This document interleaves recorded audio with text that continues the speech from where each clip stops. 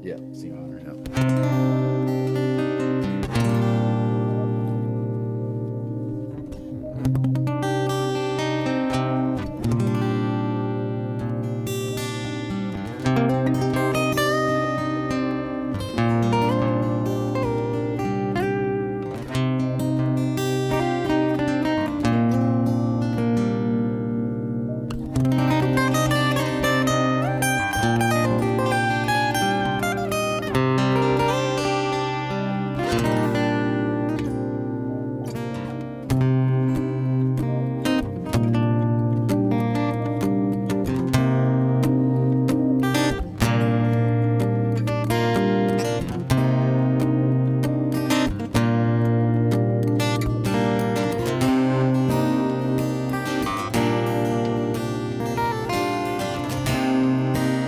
I see the writing on the wall, it's plain.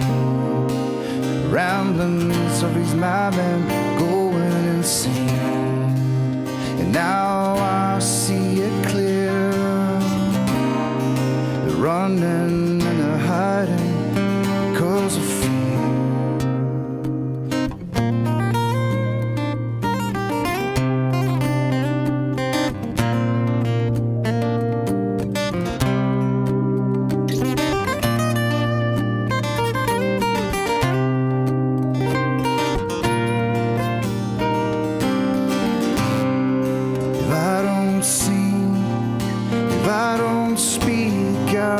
If I never communicate with logical, if I don't sing, if I don't speak out, if I never receive the logos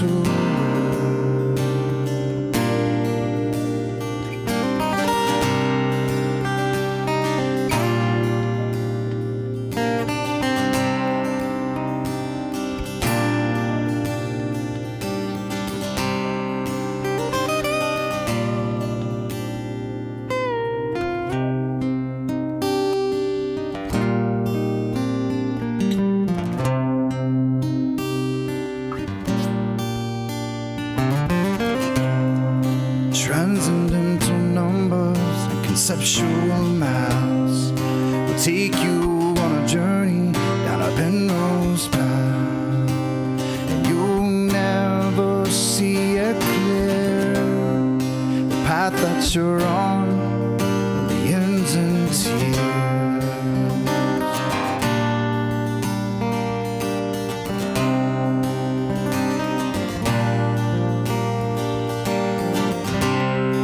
If I don't sing and if I don't speak out, if I never communicate with logical will, if I don't sing and if I don't speak out, if I never receive the logos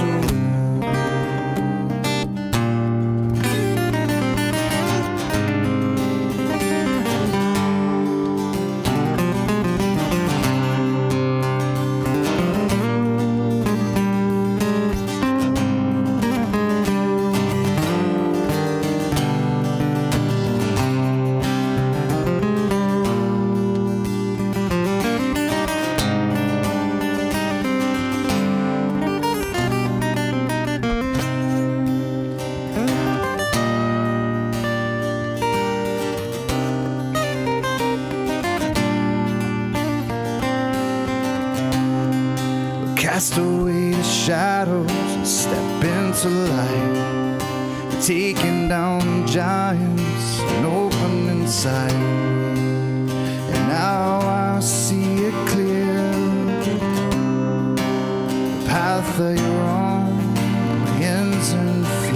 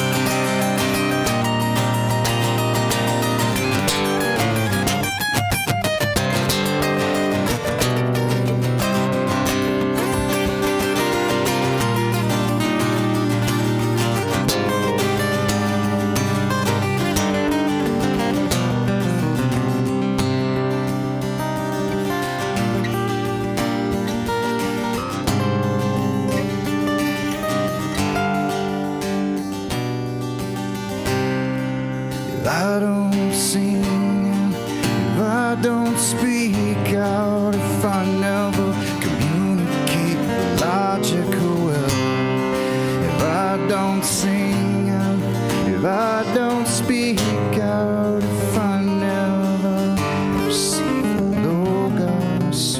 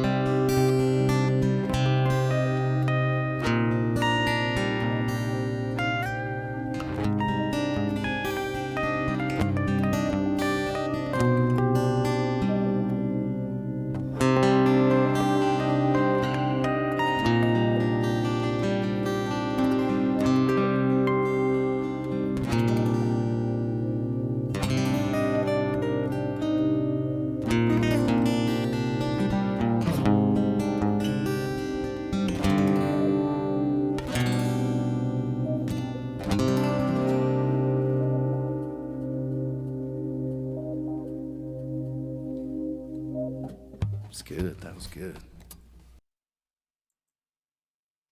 And we are live. Welcome everybody. Wednesday, Trivium Day. One of the, I used to say logic days were the favourites, but I mean, this is the culmination of it all. This is what it's all about. It's all about formulating the argument, getting down to the identity of the subject. What's the matter? What's the point you want to make? And how do you best put that across? Well, we've been having quite a few discussions, and this is what we're going to call street debating. The useful type of debating for everybody to use in everyday life, because once you start to see the sophistry that's around, then you can start, you have to have some way to react against that sophistry. Now, sophistry, it comes in many different forms. And the only way to counter sophistry is to, I think, use the elenchus, which is just a method of asking questions. And the sophist will always be exposed, providing you know the correct questions to ask in the correct situation. Timing. And I don't know, etiquette, all sorts of things go into this. Mainly, what I think the method of the delivery of, we've been having a bit of a discussion today, that the delivery is what we call rhetoric. And how good you are at rhetoric can quite often sway the conversation. Now, within what we do here, we've found upon a thing, a place where people are affected or effected, I don't really know, mentally, by the addition of an other thing. It's like dangling a carrot and people will look in that direction. Well, anytime you mention certain things, i.e. a model, the doxa, like we were saying yesterday, genius words, all of this stuff, the dogma, Anytime you hint at that within a conversation, if your mind has been prepared for it, you will sway your thoughts towards that, whatever it is that's distracted you. Now, that can be done by rhetoric. Rhetoric being the way the words are used. I don't know whether, say, in the old sense of gravitas, being adding weight to a conversation or adding weight to an argument by some sort of unforeseen, don't know whether it could be an academic or a qualification, something like. Now, in the past, that probably would have meant quite a lot, right? If you were to meet a skilled craftsman and you went to go and talk to that craftsman, then his words would mean more because you know he knew what he was. There are things that we know cannot be known, but yet there are people who claim to know them and to speak as though they have certain qualifications just because of the fact that they are speaking about this thing. So that's sort of where we're at, and that's, I think, where this Trivium has brought me to, say. Everybody's here with us, but I mean, we're all on this journey together, and this the finding of the Trivium has been able to link the words and the identity of a subject through the logic to formulate a logical argument, which we end up calling a proof. And then the rhetoric is how to deliver that argument or the discussion or however. It's just the art of communication. But used at its extreme can be manipulative. You can use these things because it's called the Trivium. Now, that being three elements: the grammar, the logic, and the rhetoric. If you take one of those out, there is only one that you can take out of that. I'm guessing. Although I suppose you could be a mute and not be able to express the logic. But the only one you could take out within the argument form that we have, because we found that particularly the people that we're talking to have, although claim to have rhetoric, that's all they have. They have no grammar because they can't define the subject. They like to have contradictory definitions of words, and that goes down to the understanding of what straight is. That's how lost they are within the grammar section. Obviously, if you have no grammar, you have no subject. You cannot formulate logic. So therefore, you cannot make an argument, and you cannot have a proof at the end, the outcome. You cannot find a truth because you've got no system to do that. But you can have rhetoric, and with pure sophistry, which is where we often find ourselves. Now, people, the sophists will flip that and say that that's what we do. Well, we're always open for the discourse, and anybody wants to come in and discuss that, the door is always open. Come, bring your rhetoric. Let's see. But that's where this is going to go. Now, in a bit, I'm going to go over the a conversation that was had, because last Friday we went to go, and myself and Emma and I went to go and see Red's Rhetoric and have a discussion, because he wanted to have a debate. He wanted the debate. I just wanted to have a discussion to show them the Realising Euclid Tests, which have been put on the back burner because we have to take a step back. It's obvious if people can't take the geometry, we have to learn how that's formulated through logic. So we have to be able to understand that the people we're talking to cannot formulate any of this stuff. They're lost in a world of confusion.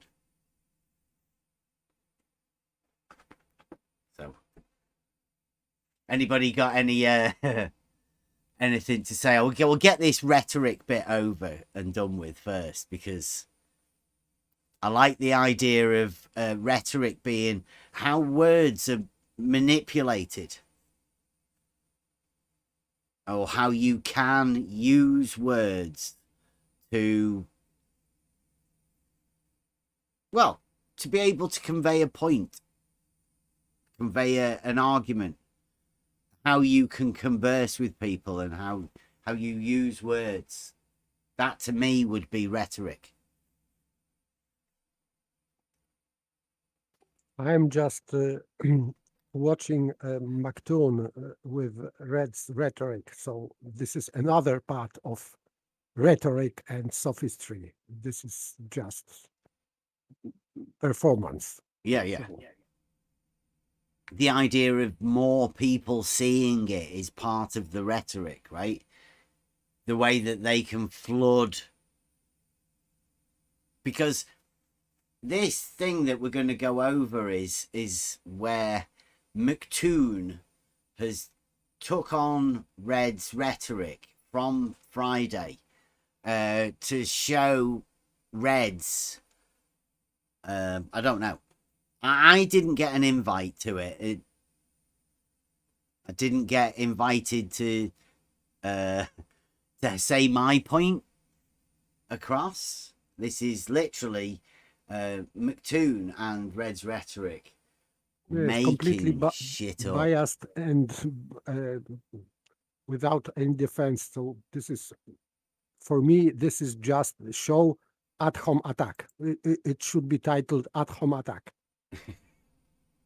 Which it obviously is, but it's who sees that, right? That's why I was saying at the beginning that you can easily sway an audience if that's what the audience wants to hear.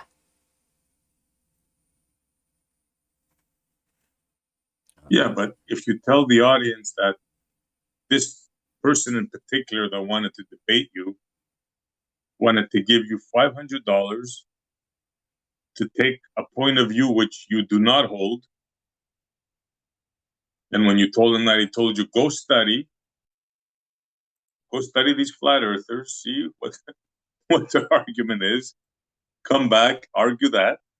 And he gave you a list of 7 things, one of them which was topology, the topography or whatever the hell he called it, that you can't use it in your argument. He gave you 7 things. Like, it's the most ridiculous thing I've ever heard. Well, I mean, everybody heard me go over there and tell them, what I would be willing to debate, and I'll say it again. My position, as everybody knows, is that level is a straight line on a horizontal plane. And also, along with that, all horizontals are parallel to the plane of the horizon, as defined so, but observably true. And therefore, all horizontals are parallel to each other. It's a logical step. Simple. No, you can't do that. No, you got to take a flat earth position. Sorry. No, Red on McToon's Red said that this is flat Earth position, Mhm. but you are refusing to take that position. But because he wants you to defend model, you don't want to defend. He wants me to So defend some ridiculous position, any ridiculous position that Nathan Oakley, Bob Nodell, or Jeren have ever taken in the past, probably from 2019, 3 years ago. Has anyone else ever, I know I haven't, but has anybody else ever heard any of the flat earthers put forth an argument that level is horizontal and all horizontals, what Bev had said, that all horizontals are Parallel to the plane of the parallel horizon. to the plane of the no, horizon? no, Anyone? no, Anyone other than here? no, as an argument for itself. But I am just I cannot understand why, for example, Red's rhetoric is naming these guys, Bob, Nathan, Geran, and whoever. But why he is not debating them? Yeah. That's what Why? got me. If he's willing to pay people, there are people that want that money. I don't particularly want any scam money coming my way. I'd give it to a charity.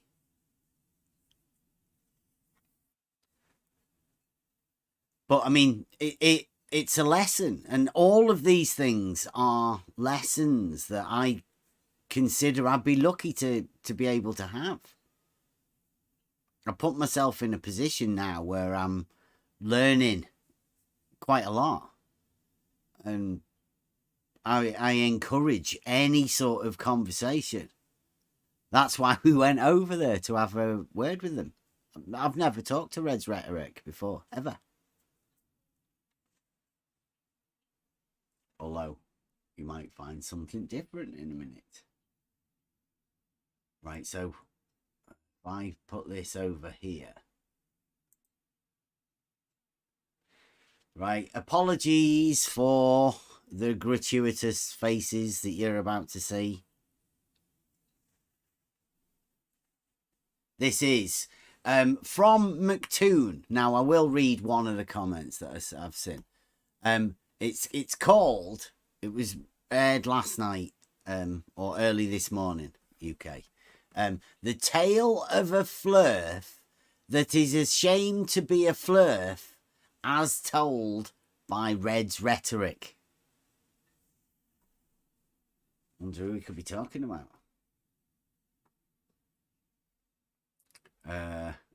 Geist View says a few things. Somebody says, did you see I Can Science That debate with Bev? I didn't know.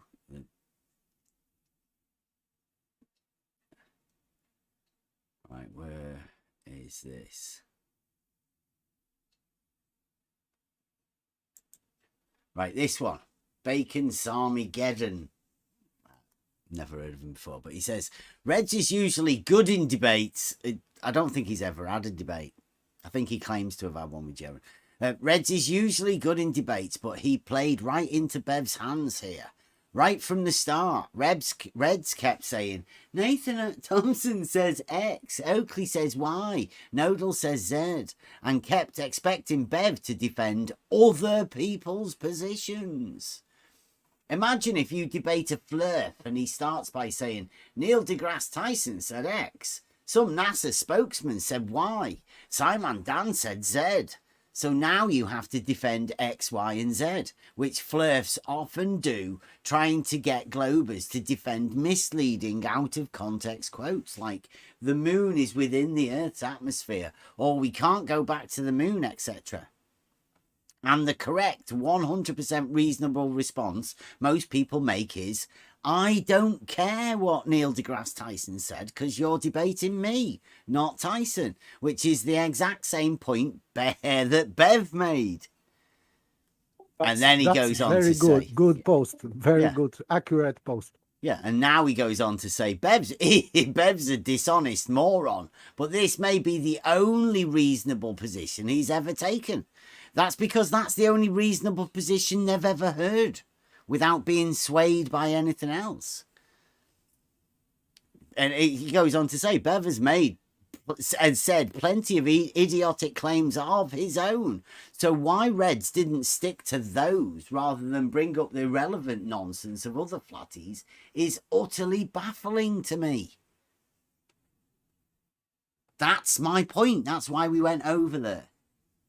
To point out that Red's rhetoric cannot debate any of the positions we hold, no matter how idiotic you think they are. There is nobody that can debate against them. There's no argument that can be made against any of these things. So, well done. At least somebody out there on the other side is beginning to see that these claimed shadow giants that are living shadow giants, the ones that give the narrative to everybody, they're quite obvious. Modern day sophists. They've got nothing other than bullshit. I'm going to explain that now. This is the opening of Mactoon to this. Hello, I'm MC Toon, and it's Tuesday night. And tonight we have something a little different than many Tuesday nights we have. Instead of a debate, it's a discussion about a debate that could have happened but didn't, between Bev Try Thinking and Red's Rhetoric, who is in studio with me. Welcome, Reds. Bev's first, that's good. Hey, Toon, how's it going? How you doing, you sexy beast? I mean, just look at you. I shaved just for this. I mean, did you moisturize? It looks like you. Oh, see? Listen to that I arrogant know. little. Oh my God. I mean, you know, this Funny. is, yeah, this is rhetoric. They're trying to make out that they're friends. They're telling their audiences that they're together. Good buddies. moisturized. I don't know what that means. Okay, cool. There you go. I'm just saying you might receive some cream in the mail. Oh, thank you. Read the instructions carefully. Is it homemade? Please no. No comment. No. All right. Tesla Bitten Radio says something no one has ever actually said and meant. Great to see you, Reds Rhetoric. Lol. Good to be here. It was, if you didn't know, Reds and I met in person accidentally it was January or February, but at a rocket launch.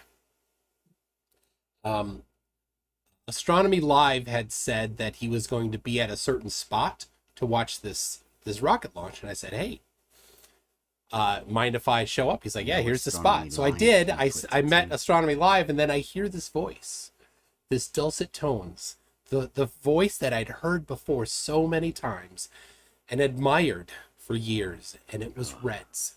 So it was good to meet you in person. Excuse me, I have to go to the bathroom. Sorry. I know. Like, I didn't know it was going to be like this. Yes. Like, man I'm kidding. love some ridiculous. Are they a am- couple now? Yeah, it sounds like it, doesn't it? It I am appears ne- that way, yeah. I am nearly vomiting. Sorry about your eyesight, though, and the fact that one of them melted and you had to get a glass replacement. I'm sorry about that. Yeah, that's, yep. But I did have the welding goggles with, so I put them on quick, and I'm all good now. It's fine, so. Good to hear. Yes. Oh, geez. Lord Illuminous Pooh says for $5, the Catholic Church wanted to move forward with female bishops, but they couldn't. Bishops only move diagonally. Wait, for $5? That- What was that? Whoa. For $5? Yeah. Did I just hear a scam? That sounded like a scam to me. What a cheesy joke. He had to laugh at it. I mean, maybe somebody just practicing it, just, you know, in his comedy routine. Somebody was paying for a cheesy joke? No, they told the cheesy joke. That's what. And paid to tell their own cheesy joke. Didn't somebody once say that this kind of stuff was a scam? He was sticking his chest out. Get it? Yeah. Yep. Pawns only chest move. out. Wow. All right. Yeah, I just wanted to get some clarity on the scam thing. Blue Marble said that anybody that gets money is scamming people, or something. Public. Have you ever displays. played chess? Yeah, that's a chess joke. I just got it. It clicked. Okay, cool.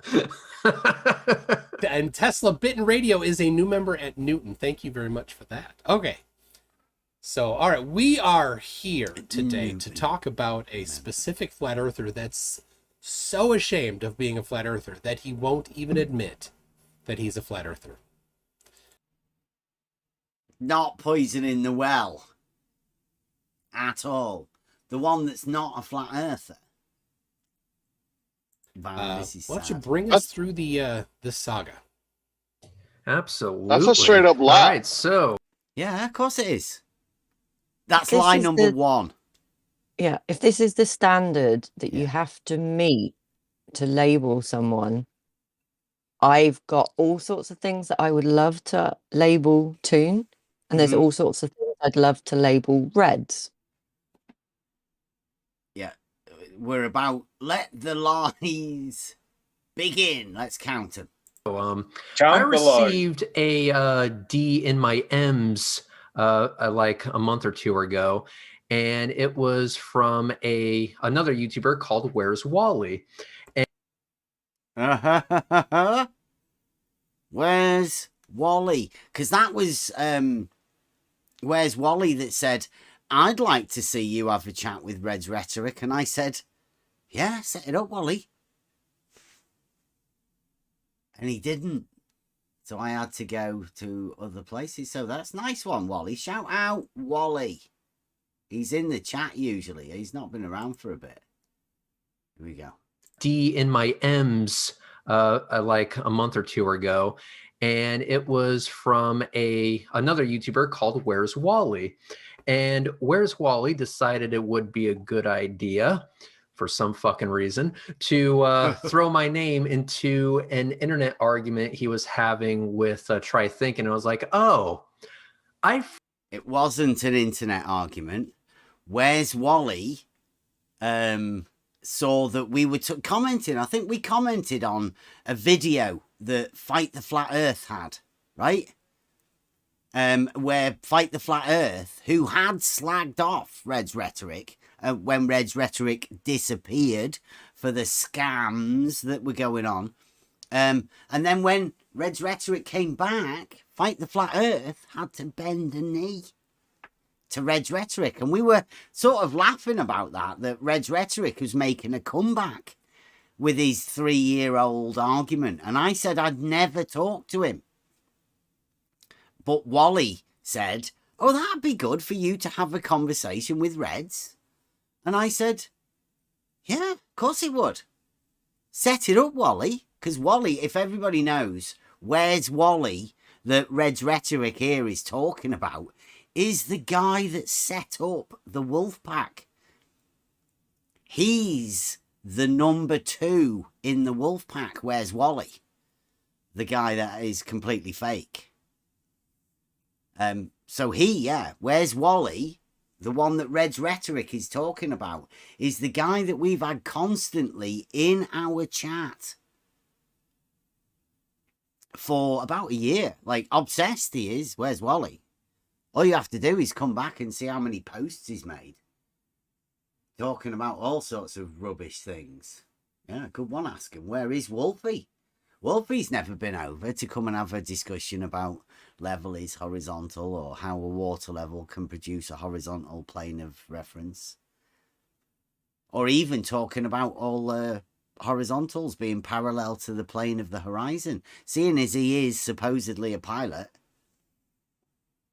So that's the sort of guys that we're dealing with. We're talking about people that hang about on the level Discord server in the text chat.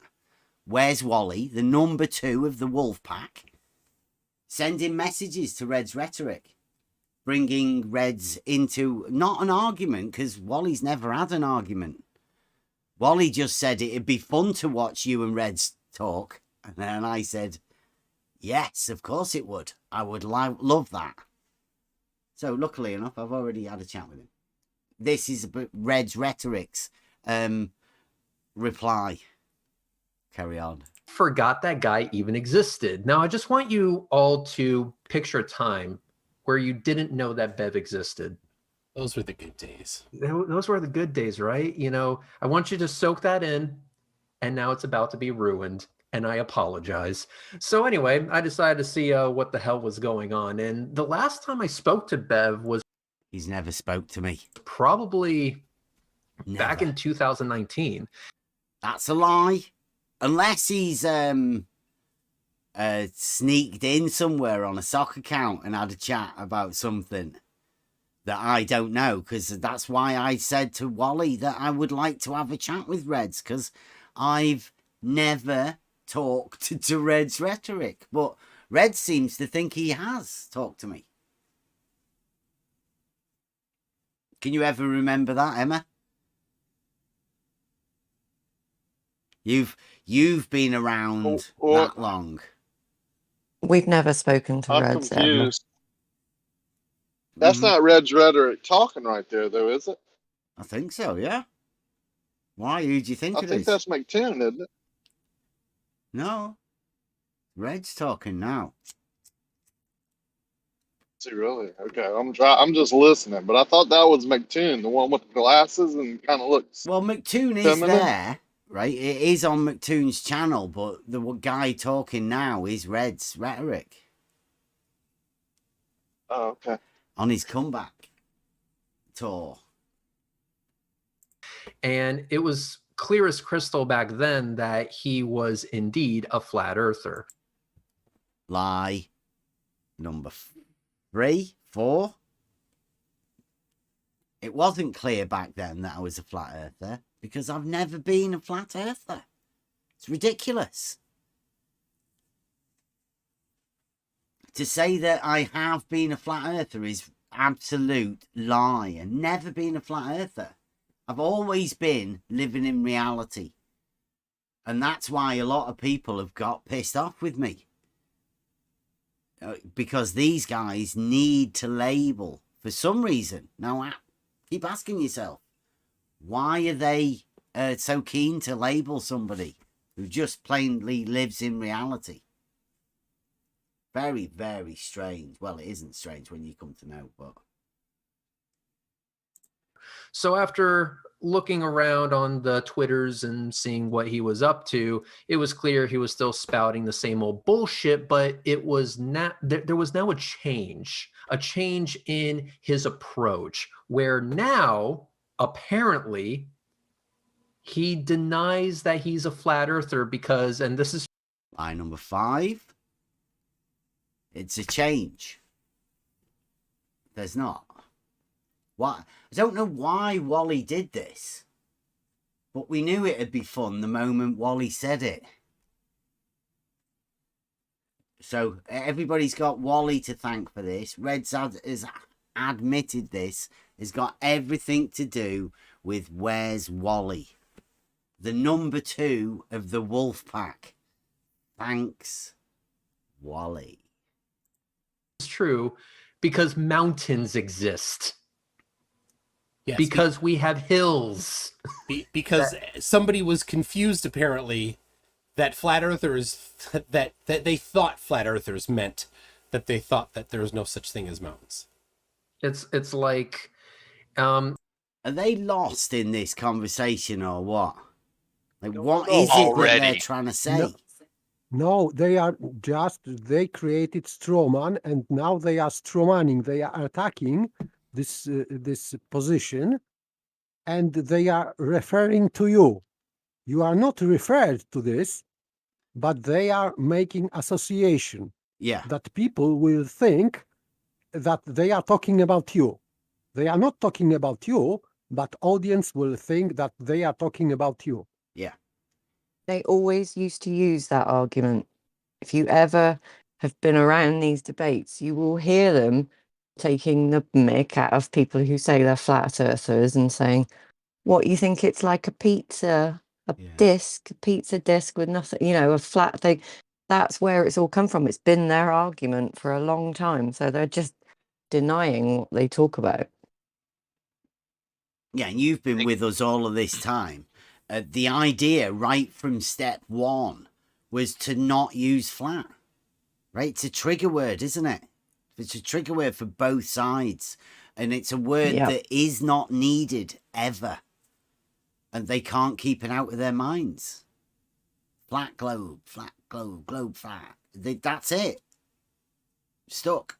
Boom, mind. Your brain gets diverted by those words within this arena circus. Somebody wanting to come in. I was just going to say, it seems to me also that they can't possibly fathom that there is a group of people that don't have an opinion, epoche, right? Don't have an opinion on the shape of the thing that we live upon. It must be one or the other. Yeah, it cannot be known. Binary. So why imagine that you do know it? Right, exactly. They can't fathom that that's possible. Yeah, just go with what you can know. Yeah, I don't think that these guys would be very well received by the Pyrrhonists in the Hellenistic period, seems to me. Yeah, well, I mean, the idea is to let everybody see what these guys are doing. And it's clear as day, isn't it? Definitely. We're on about lie 6 or 7, and we'll wait and hear Red's Rhetoric's argument coming. It'll be coming soon as to why the debate didn't happen.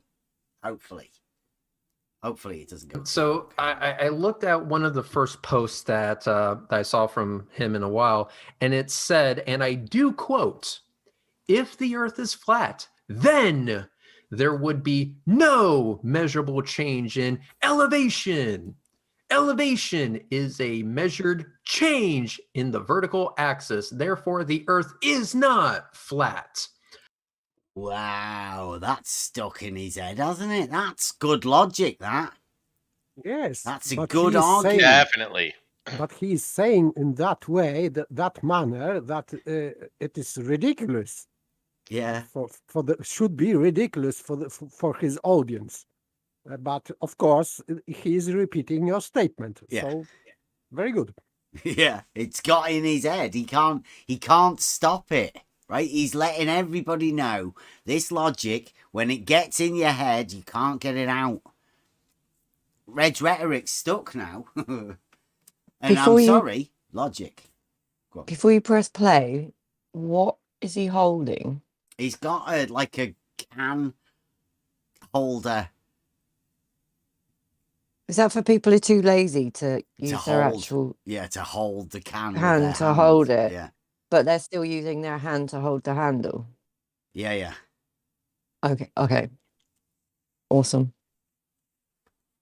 But still, when he brought this example with 70% of water and this level, so now he is referring to your argument. Yeah. And but he cannot see that what you posted was that kind of argument, that you are referring to some other people position, and he didn't notice that, but now he is doing the same. So I think that he was at Friday, he was dishonest, that he knew what this post meant. Yeah. I think he knew, and now he is using the same tactic against you. So my conclusion is that he knew. So he is just dishonest. Yeah, well, as long as everybody knows that that is a legitimate argument, real, a logical argument. It's a statement that follows upon itself. Can't get around that, and that's why it's stuck in his head. The earth is not flat. That is an argument or a proof that the earth is not flat. Very simple. You can go and check it yourself. Elevation changes are different. That negates flatness. So thank you very much, Reds. Even though you tried to do it in a silly voice, that's how hard he's trying to dispel it out of his head. I bet he's been walking around with that all weekend or whatever. He sounded constipated to me. Yeah, that's what logic does to you. Like, it's dangerous. This is why there is no logic on the globe. Because the moment you have to face logic, you are forced to either get rid of logic or get rid of the globe model. You can't have both. It doesn't work. And this is what we're seeing now. I'm loving it. And I'm like, okay, I'm pretty sure that Bev understands quite clearly what we all mean when we talk about flat Earth. And that, right, I don't. I've asked people what flat Earth means, and doesn't mean anything. In fact, you've asked them, I've heard you on many occasions, ask them how they hold the contradiction in their head. Yeah. Nobody seems to know what flat Earth. It's a different thing to everybody. It's something like the globe. You make it up. It's because it's a misnomer. You have to formulate your idea of whatever it is. Yes, this is just an idea. Yeah. It's a fantasiae. Which could be doxa, dogma, anything. Like, it's all placed there mainly by peers, I think we were discussing. It's forced upon you, and your opinion is given to you. It's a received opinion that you have to take on. Otherwise, they will expel you. Like they're doing to me here. They're trying to label something, but they don't know what to do. They don't know how to label it. Yeah. More accurately, you said expel you. More accurately, excommunicate you from the religion, from the church. And I think it's on both sides, to be honest. My opinion is it's both the flat Earth side and the globe Earth side. You have these religious fanatics who will excommunicate you from either side, unless you accept the doxa. Mm-hmm.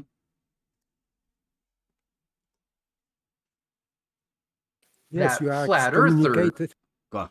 You are excommunicated from flat earthers also because your argument about horizontal and levels and being parallel and perpendicular, you are not using in favor of flat Earth. That's your. That's why you are guilty.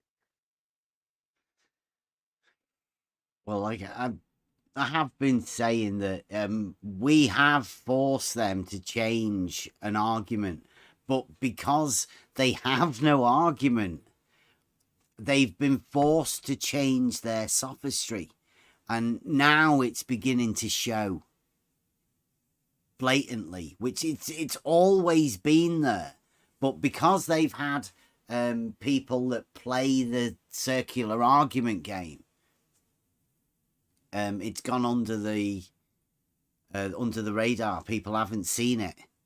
It's not. It probably has been because I bet it's confused the shit out of a lot of people on both sides. Whenever anybody comes into this argument or this discussion to ask a question or anything, all you are ever met with is total confusion. And that's often the outcome. And you either stay in it and end up going mad, or you end up leaving the arena just because it's crazy. It's not understandable why anybody's around here. It's almost as though it's all set up. It's complete role play with no true objective to get to a point anywhere. And these two seem to be playing a little game. They've set up their scenario where they're buddies and they've all got together and they've met up and all of that. Isn't it nice? Now they're both going to agree on something that is completely fabricated by these two guys to push a narrative that, I don't know, I've not seen where we're going, but I can see what's happening. Agree that mountains are a thing. So obviously this guy was engaging in epic levels of dishonesty. So I decided to... Was that saying that I'm dishonest because mountains exist? Yes. Yes. That's, Okay. Well, isn't that confusing? And that you won't agree that you're a flat earther because mountains exist. Yeah.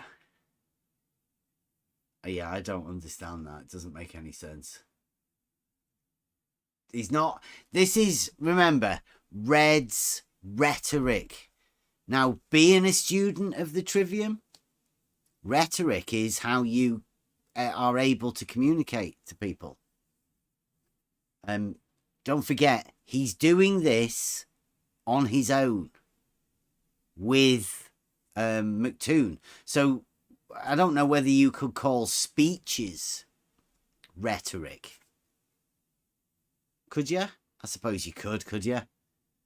Yes, you can. Write a speech as a Absolutely, rhetoric. Yeah. Yes. But with a narrative, all you've got to see is what the narrative is and what he's using in order to get there.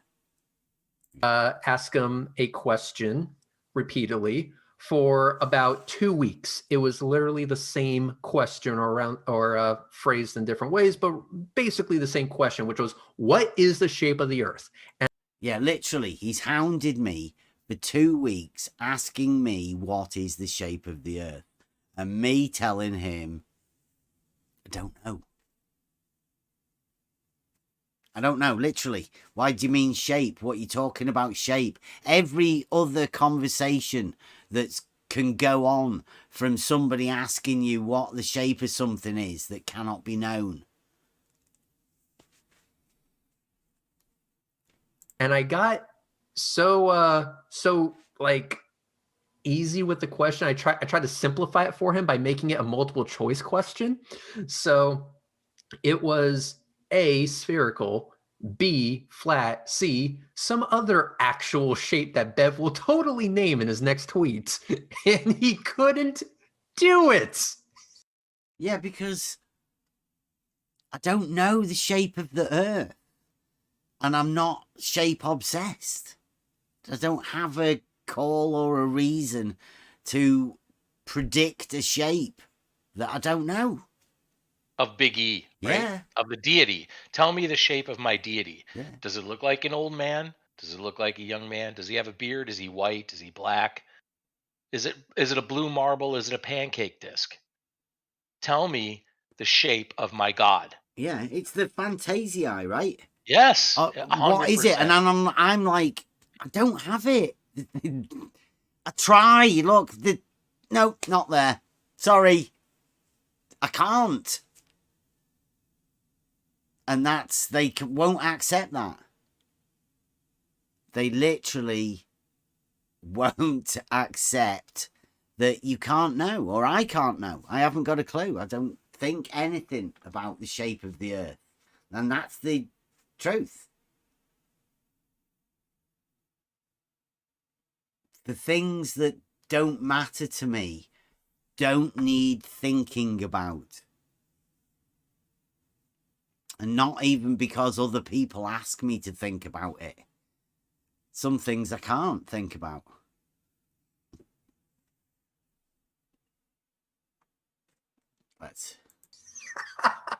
But that's how this whole thing started. And no, this whole thing started because Where's Wally tried to get Reds right at the beginning, but he didn't reply. So I had to go on Twitter to then send a message to Steve McRae, because I didn't even know Reds was on Twitter. So I sent a message to Steve McRae to see whether I could go over there to show them the Realising Euclid Tests.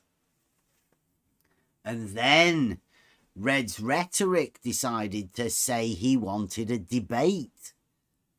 He didn't want just a discussion and me to show the Realising Euclid Tests. No. Red's Rhetoric wanted a debate, but in order for him to have the debate that he wanted, he required me to say the shape of something which I said I couldn't know. And now we're here. Because Red's Rhetoric, like the constant bullshitter, has dug a hole for himself. And he can't get out of it now. He's trapped. Faced with logic. And there's nothing Red's Rhetoric can do. So, sorry, Reds. Anytime you're ready for a debate, you can. We can. Somebody timestamp this for Reds. Send it to him. Anytime. If you ever want to debate, level is a straight line on a horizontal plane, or that all horizontals are parallel to the plane of the horizon, which they are in reality, and everybody knows that that can't exist on a globe. So you would be defending your globe position against a known truth. Everybody knows you won't be able to do that. So carry on with the ad homs and all of that. It's going to go down really well. I'm happy in my position. I know where I am. I know where I am in the argument. Anytime anybody wants to come over. Call me a flat earther if you want, but it's definitely not flat. And we have proof through argumentation and literal proof in reality to support that argumentation. Everybody knows this. And of course, MC Toon came in periodically just to, poke him a little bit. He found a stick on the ground. What I do. And Mactoon decides to come in with my actual name. And pretend it's not doxing at all. Because I put my name out there. But everybody knows me as Bev Try Thinking. Mactoon is the type of person that will take your real name and plaster it out there. For what purpose, I ask? There's only one purpose, isn't there? Mactoon wants to intimidate people because he knows everybody on the internet have real names, but they have pseudonyms because that's what they deal with in reality. But Mactoon, he's known to IP check. I've got videos of him where he traces people IPs. So be very careful with Mactoon, where you have obviously a real name. If you don't want your real name being shown, do not get involved with Mactoon at all. He will take it personal and he will plaster your real name all over the place. Who knows what else he's willing to do. And there are other people that are willing to do other things on the back of Mactoon's blatant stuff. So yeah, be careful with that. And he was like, ooh, gonna poke the Bev real quick on Twitter. So poke a little bit. And so Poke, yeah. Everybody knows what that means. All the absolute shit show going on.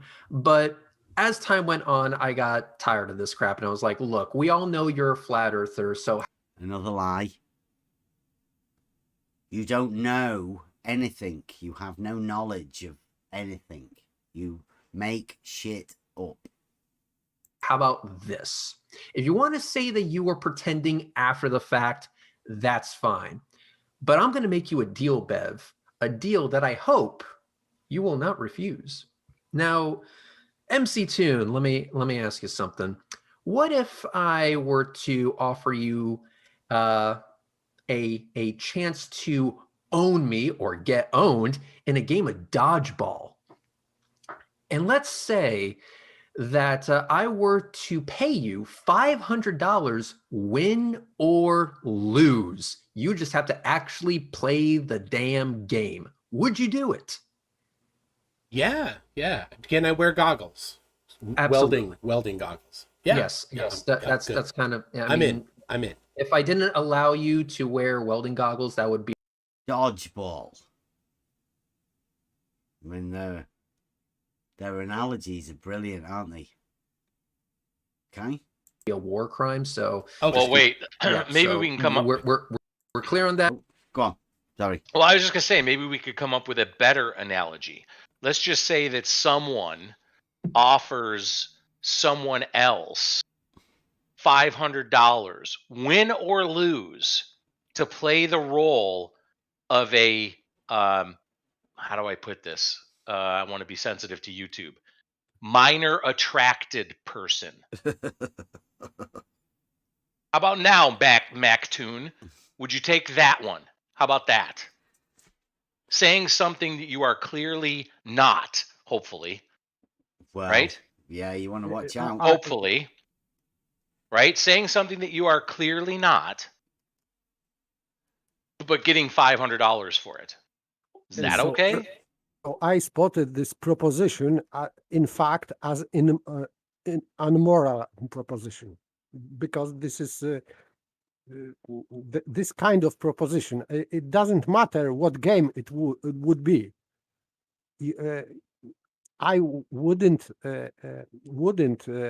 agree on that terms, whatever game it would be, because for example, for me it would be offensive to make that kind of proposition at all. But Exactly. that's me. Exactly. No matter what it is, be as offensive or inoffensive as you think it is to the person that you're asking to take on a persona that they have said they are not, is in itself offensive. Whether you offer that person money for that or not is irrelevant, and even makes it more offensive, I think, to Paper's point. Yeah, the money thing, it was a bit, I think that's another one to watch out for, right? The fact that they add money to it as though that means anything. Don't forget, he was the one that offered it, right? It's as an enticement, I see.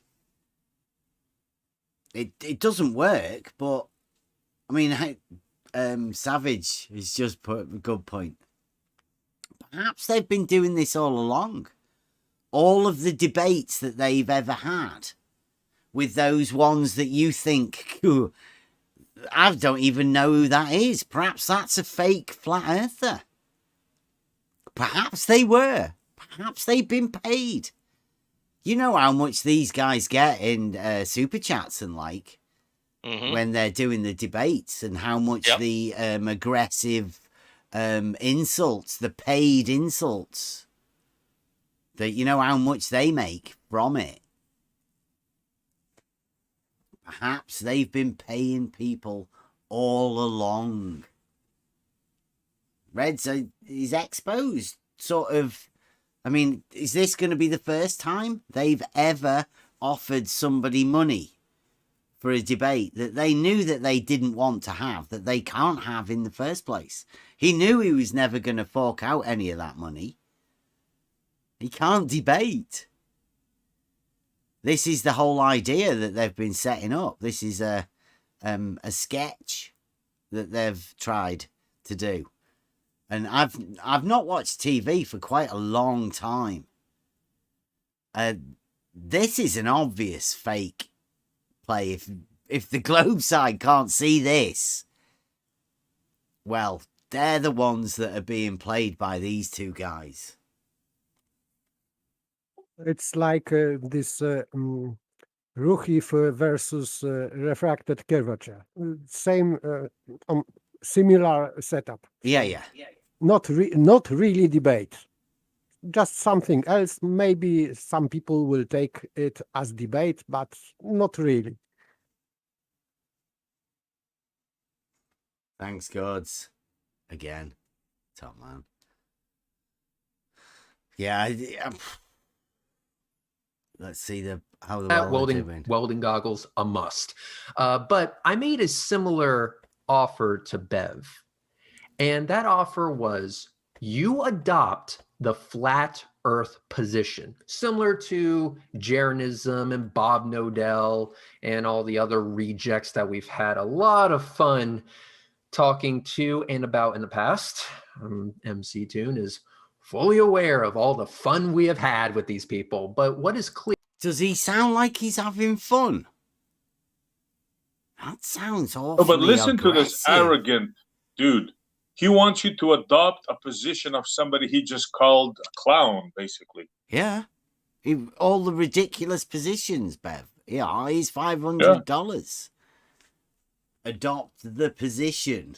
I mean, bend over. No fucking way. But what a clown you are, dude. We see right through you. Abject, not funny clown. Yeah. Exposing yourself. This is the rhetoric. This is globe rhetoric, ladies and gentlemen. And there's only the Trivium that can give you this, to break it down into these simple things. Go over this sort of stuff. I mean, this is what we're here to do now. Go on. Let me lay a Rush Limbaugh on him. Reds, I hope you're listening. Bev could take you on a debate with half his brain tied behind his back. And I can also. How's that? Just a brief outline of the Trivium will give you an understanding of this. But, I mean, along with this, right, there's a few components that with the Trivium. You need to be able to clear your mind. And that means getting away from TV and all of that other clutter that fills your head. You need to get rid of that. It's like a drug. You also, I think, believe that you need clear water. You need to distill your water. Get rid of all of that shit that you're taking in. Because if you're not aware, there's tons of stuff that you're drinking through water. Get rid of that. And then once your head starts clearing, you can start discussing with people. You need people to activate your newfound clarity. Make sure these people are on your side, because they can lead you down a bad path if you're not thinking clearly and understanding what's going on. People like McToon and Red's Rhetoric, they're not fooling me. I went over there to have a discussion to expose them. And it looks like we're doing exactly that. They'll try and forget about us. Like we're going to be forgetting about them. But they won't be able to. We're going to carry on doing exactly what we do. And it's going to be breaking down and showing people the modern sophistry and how it works. These guys are fooling Globers into a false sense of security. They're not understanding and letting people know what an actual argument is and how to deal with it. They're telling you how to be a sophist to deal with a legitimate argument. And it'll only work within this arena. The only place that this tactic will work is within the arena of this earth shape debate thing. Ridiculous. Clear is their position. You don't have to look very far to see what they're preaching and even why they're preaching it, because everyone is lying to them for some reason because they're so fucking special. So I said to Bev, you adopt the flat earth position. You actually defend and argue for the flat earth position in a structured and moderated debate, similar to the debate I had with Jeranism 4 years ago. See, that's where Red's rhetoric stuck. A lot's changed in 4 years, Reds. That's why I thought it was interesting that Reds had come back. 4-year-old argument he's got in his head. He can't get rid of it. That thing with Jeren, he can't lose it.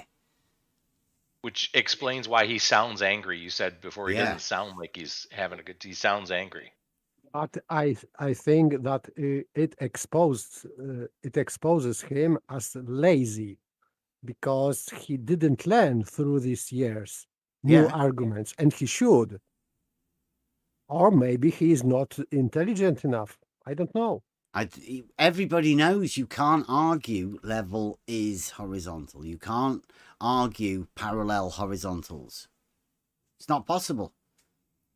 And Reds has never been prepared by the sophists that have been around since he's been gone.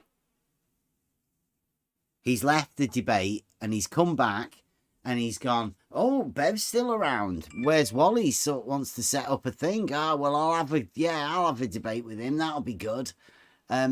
What's he going with? Well, what? Bev's got a different argument. No, I don't know any of that. I'll try and set up a scenario where he argues the stupid shit that Jeren was talking. Because my guessing, because I don't know Red's rhetoric, and he's left, and he's trying to come back. I don't know why on earth he's trying to come back into a dying arena. But he is. He's back again. That was what I was curious about. Why Red's rhetoric's decided to come back. He's not needed and he's not wanted. He's obviously of no use to the globe, other than this machine that McToons has set up, slander machine. What's his argument other than forcing you to take an argument? Exactly. I mean, it's comical. Like, he's got something that's still in his head about the one and only debate he ever had with Jeren. And he's obviously got demons there, right, that he needs to expel. So he wants to pass that on to me by paying me to adopt a position that he wants to argue against. It's quite pathetic, actually, Yeah. if you think about it. Desperate. Yeah, I mean, if the best they've got, they're showing everybody on the globe side, this is the best that they can come up with. Even after all of the time that they usually have to set these things up. This is the best that McToon and Red's rhetoric can come up with. Even Slice Barkane was over there. So you've got the three head honchos, the big men. Obviously, Simon Dan's not going to be involved. So these are the guys. These are everybody within the globe community knows who Slice Barkane, Red's rhetoric, and McToons are. There's 13 people in here. Any one of us can mop the floor with you, Reds. Any one of us. And we won't even wet the mop. We'll just keep it damp. Just want You're to a have joke, a discussion, dude. a conversation. He's We a know joke. that they can't even do that. Nah, he's a joke. There's Nothing too many gives me demons. more pleasure than to expose bullies. Yeah. And you're just a bully, Red. I'm calling you out. I'm here every day. Come and find me. He won't. You're a joke, dude. A joke. You hear me? Right. If you're able to participate in said debate, Win or lose, Bev, I will give you $500. Now, That's ridiculous, right? That's so sad, as though he thinks that would work for him. And he is saying that with that voice that he is very, very generous. For me, for that kind of matter, this $500 is just bullshit. I laugh at people like him. Yeah, I always like wonder about the amount of money putting into these sort of things. It's scam money. We know that. But he was never going to hand it over. He doesn't want it. He can't have this debate. I don't think he would gain $500 back again. That everybody else that's out there already knows this geometric argument is unbeatable. They'd be a fool to attempt it. That's why they will never accept it. He thinks he can take a few pictures of the ISS, whatever that is, go and take a few launch of rockets, and you think you proved anything, dude? And get Bob Nodal saying 15 degrees an hour or whatever. On some kind of gyroscope, which is not gyroscope exactly, but similar to gyroscope, you know. And have Bring your rocket argument. Bring your ISS argument. Yeah, SE will have those sort of space arguments. Bring them. Sure. If you're afraid of the lever horizontal, bring your space. Bring your ISS argument. I will destroy you. Destroy you. You'll never say the word ISS again, Reds. Ever. Ever. The first thing he said was, or not, oh, yes, definitely, I accept. He wanted to discuss terms. Yeah, what's up with that? I accept. Let's discuss terms. We can talk about these terms first. Surely that's the best option. If you're after a debate, need to know what terms are. What is adopting the flat earth to him? I mean, I could understand terms like, how can I be sure I'm gonna get paid? How will you transfer this money to me? Will it be in Zimbabwean dollars or US dollars? Listen to what they're talking about, the terms. Yes. Yeah. So for me, this is funny part because I think that McToon wants the audience to think that this discussion about terms is about that stupid thing. Yeah.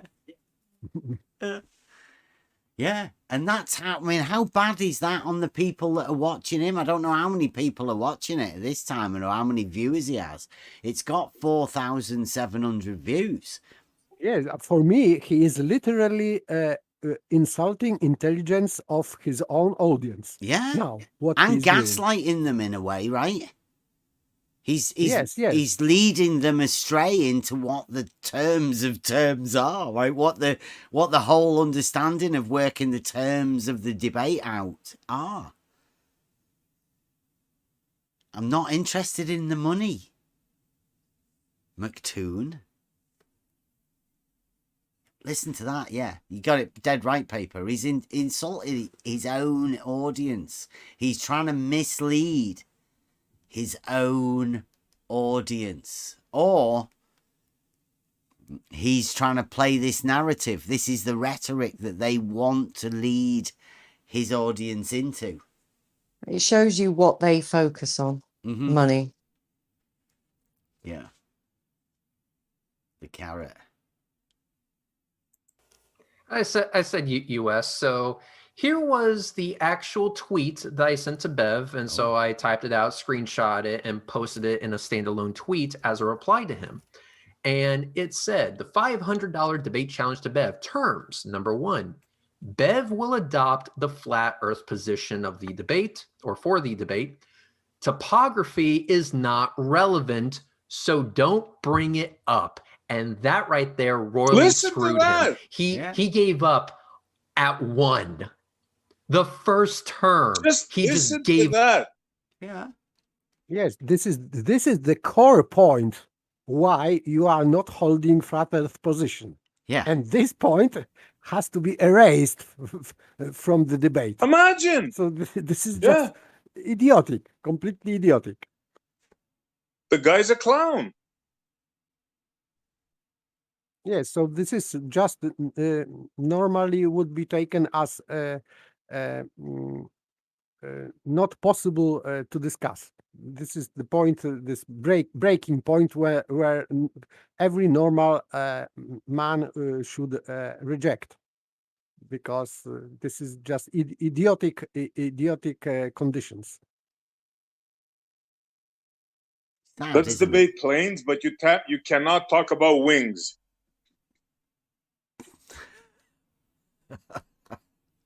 Like the guy is not normal.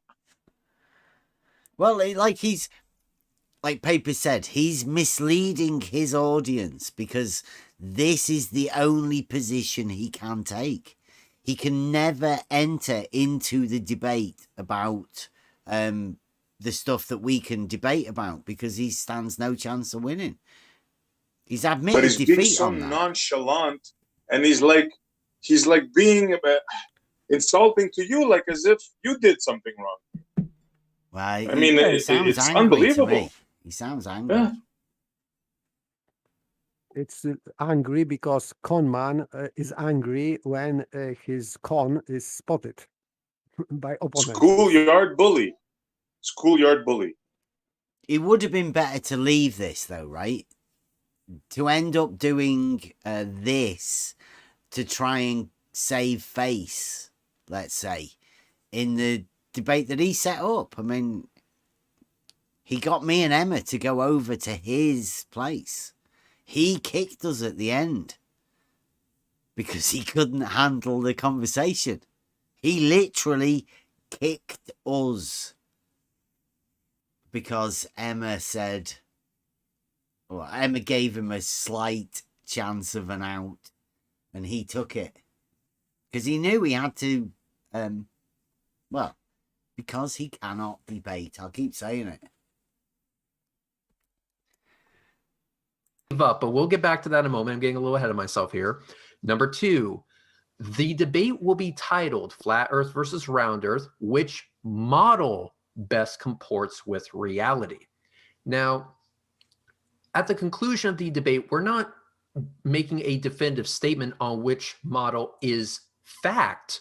We're saying which model does the best job of explaining the observations that anyone can do anytime. That's what we're doing for this debate. Both speakers will start the debate by presenting evidence for their model.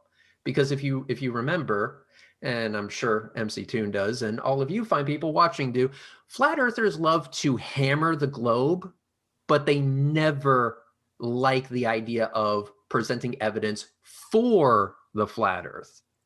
Which is why I said I would present evidence for level is a straight line on a horizontal plane and that all horizontals are parallel, because that is positive evidence for reality. Now, I've been told for years that that's flat Earth.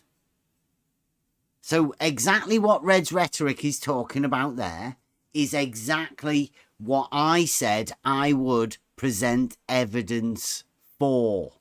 I did literally say that to him.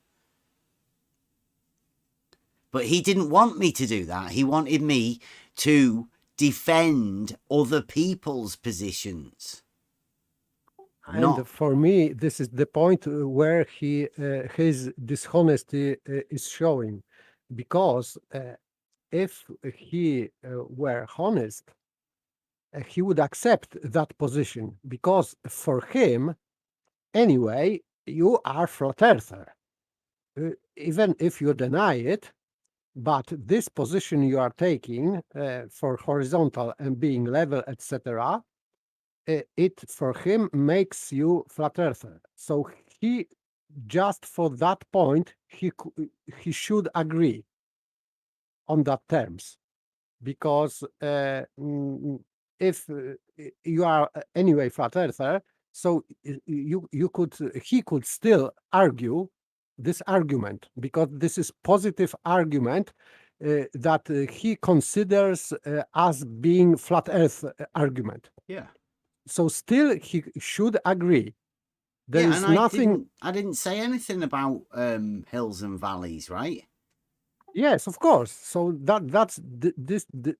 it shows his dishonesty, because he was just looking for excuse.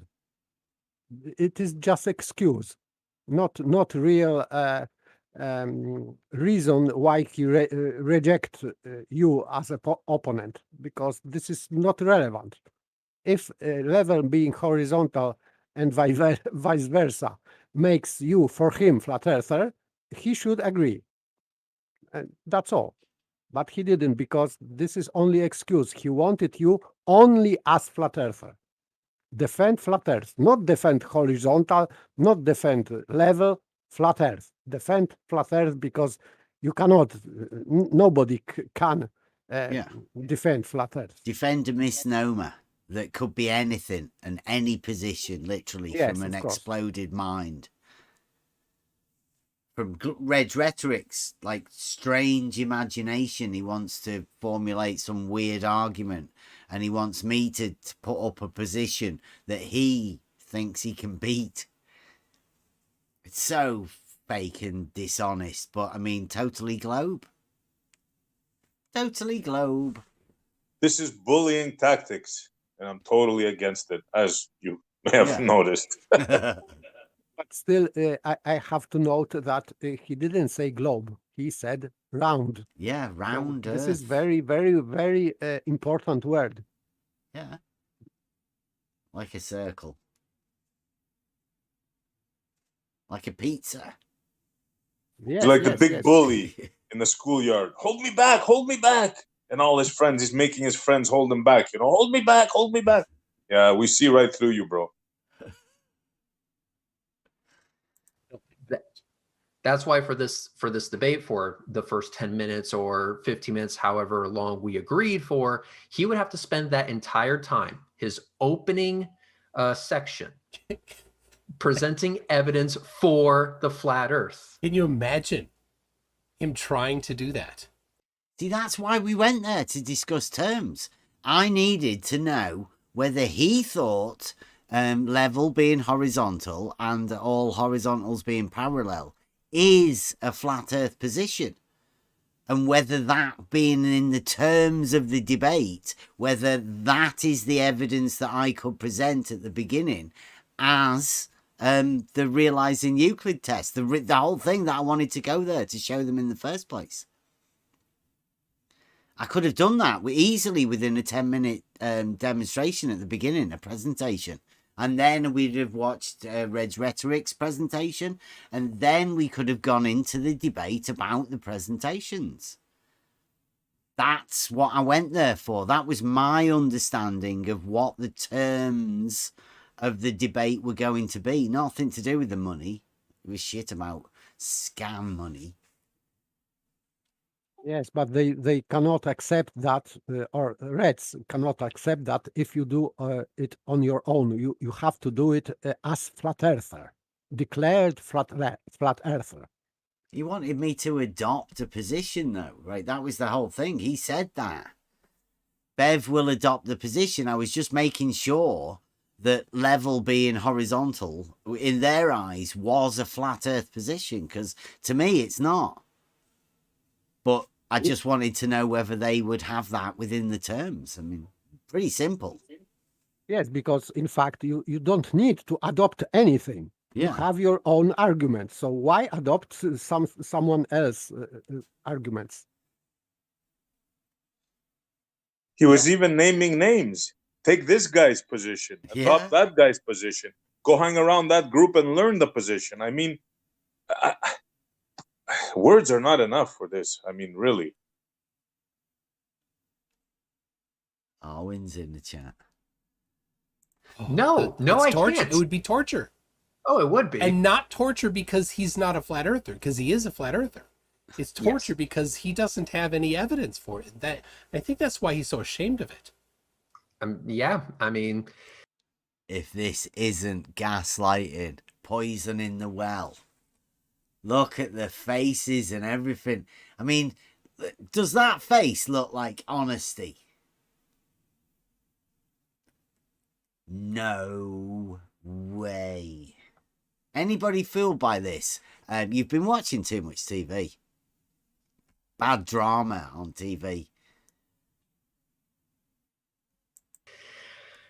I have to give credit here, and I really don't like doing this, but I have to give credit to Jeranism because he actually showed up knowing that those were the terms of the debate. He actually showed up and he failed. He failed royally, and he got crucified by other flat earthers saying, "You made us look bad," but at least the dude showed up.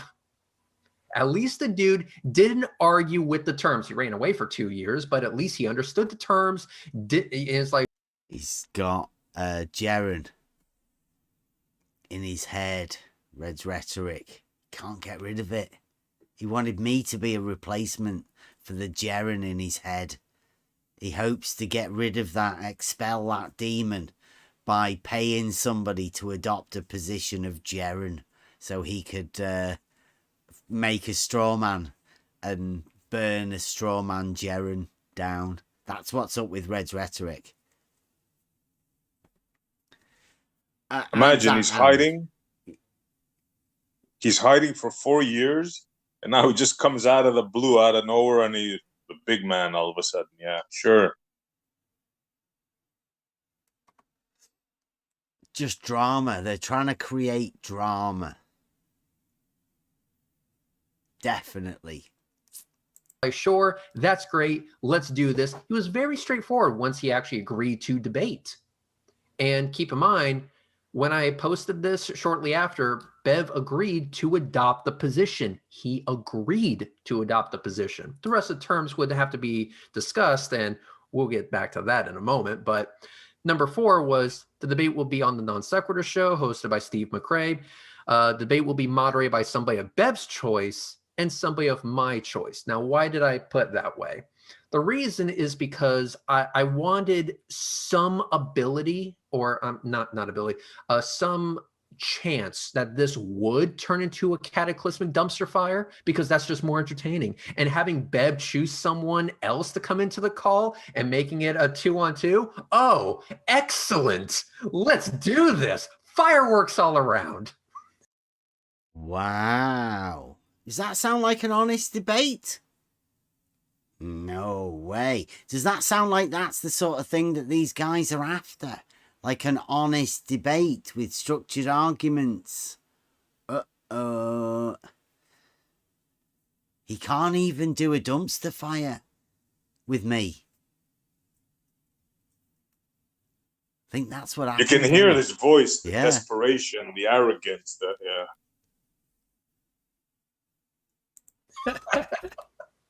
I mean, Who do you think he would have picked?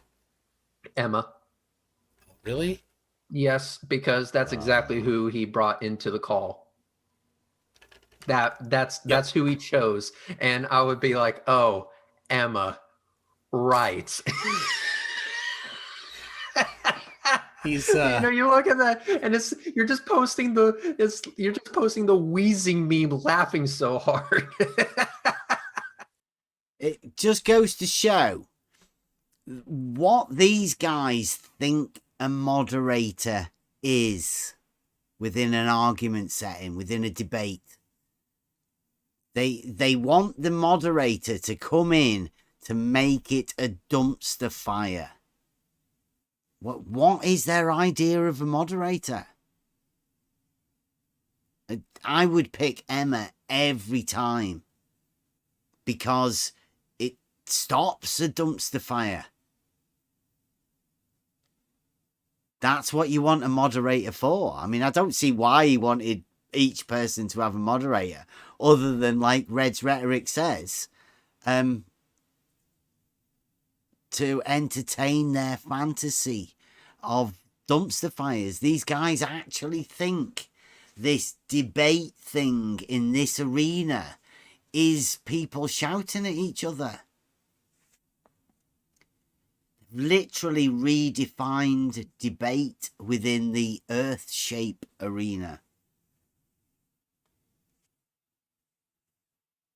I'm definitely not part of this. These guys are exposing themselves. These guys legitimately think that they debate whenever they talk to people. They debate in their mind about things. It always ends up differently when you actually discuss these things face to face within conversations. It's tough work. It's not as easy as it seems. You want to watch who you're listening to, though. Don't think that these guys are actually debating or they've got an argument. There's a lot of this stuff going around, though. It may be okay for some. Definitely not me. But if this debate actually happened and Emma was moderating and then decided to, get involved, it would have been a shit show and it would have been entertaining as hell. That was the... Wow. Emma. He's building That's it a up. beta Good. male talking. No, it's good. I mean, who wouldn't want to see Emma moderating a debate now? Red's Rhetoric setting it up. Amazingly, it has to happen. We have to set up some sort of a debate with Emma moderating to see how accurate Red's Rhetoric is within his predictions. The reason for the dual moderator thing, because Brilliant. yeah, Brilliant. exactly. Now, of course, if I had any indication that Bev was actually serious, then I would have just kind of crossed that out and no, we'll just have one moderator, we'll both agree to it, and that way it's not a shit show. But since I didn't believe for a second that was actually going to get anything legitimate out of Bev, see, again, he's already setting it up because he imagines there's nothing legitimate coming, but everything was legitimate.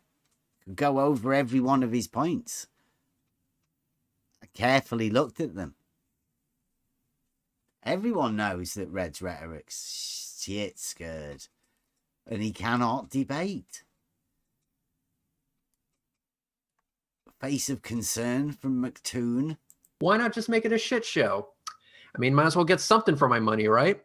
So then after that, it was Bev agrees to follow these terms and understand he will not receive the 500 if he fails to do so. So basically, if he starts talking about nothing but topography, then yeah, I'm not paying you. That's not what I'm paying for.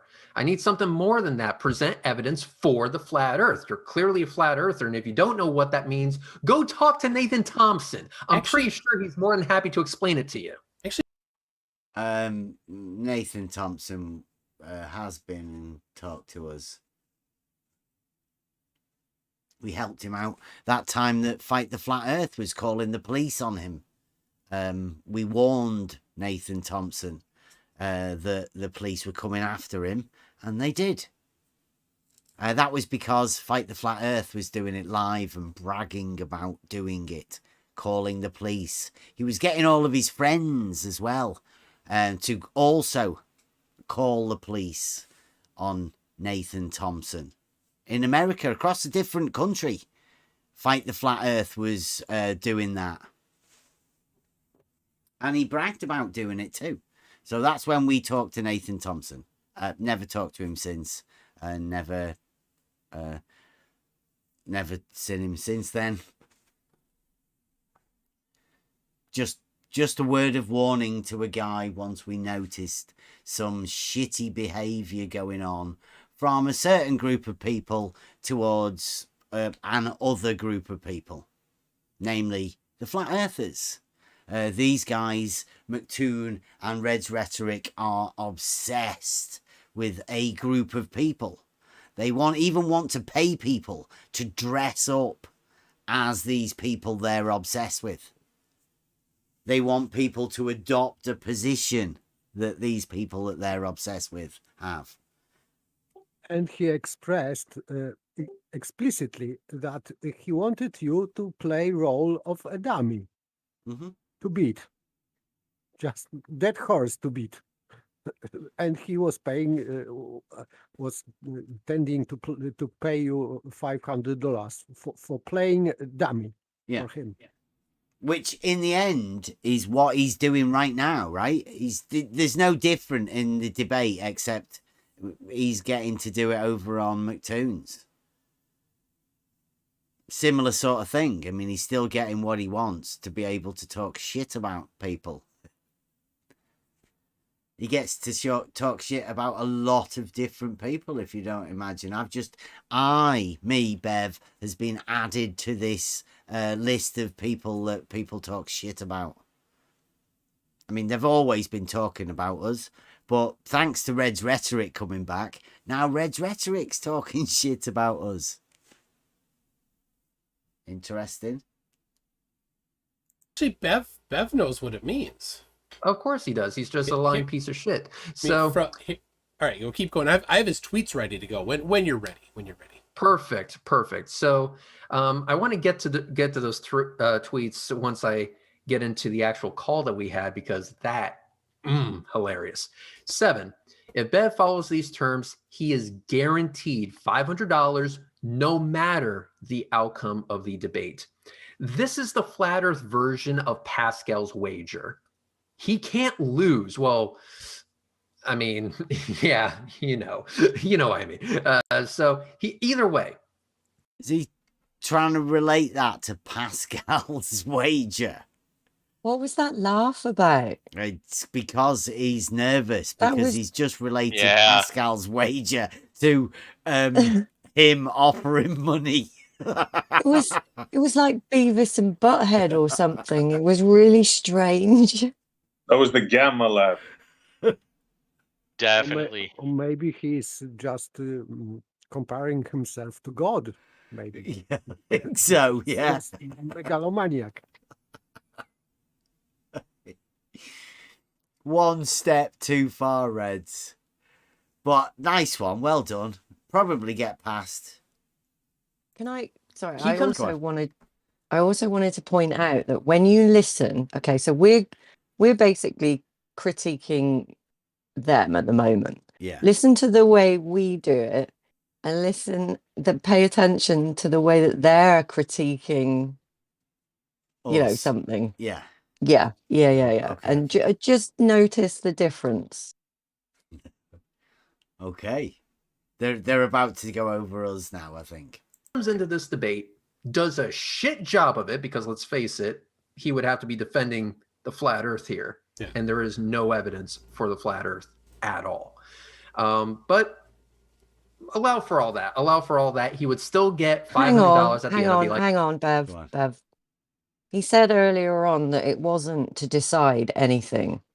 Yeah, it was just about the model and blah, blah, blah. Now he's just changed his mind. Yeah, because there's no evidence for the flat earth. He said that a few times. Yes. Yeah, so what is the point? What is the point in Reds? What is the point? What is your point, mate? He doesn't have one. Yes, I've said he wants Bev to be a dummy.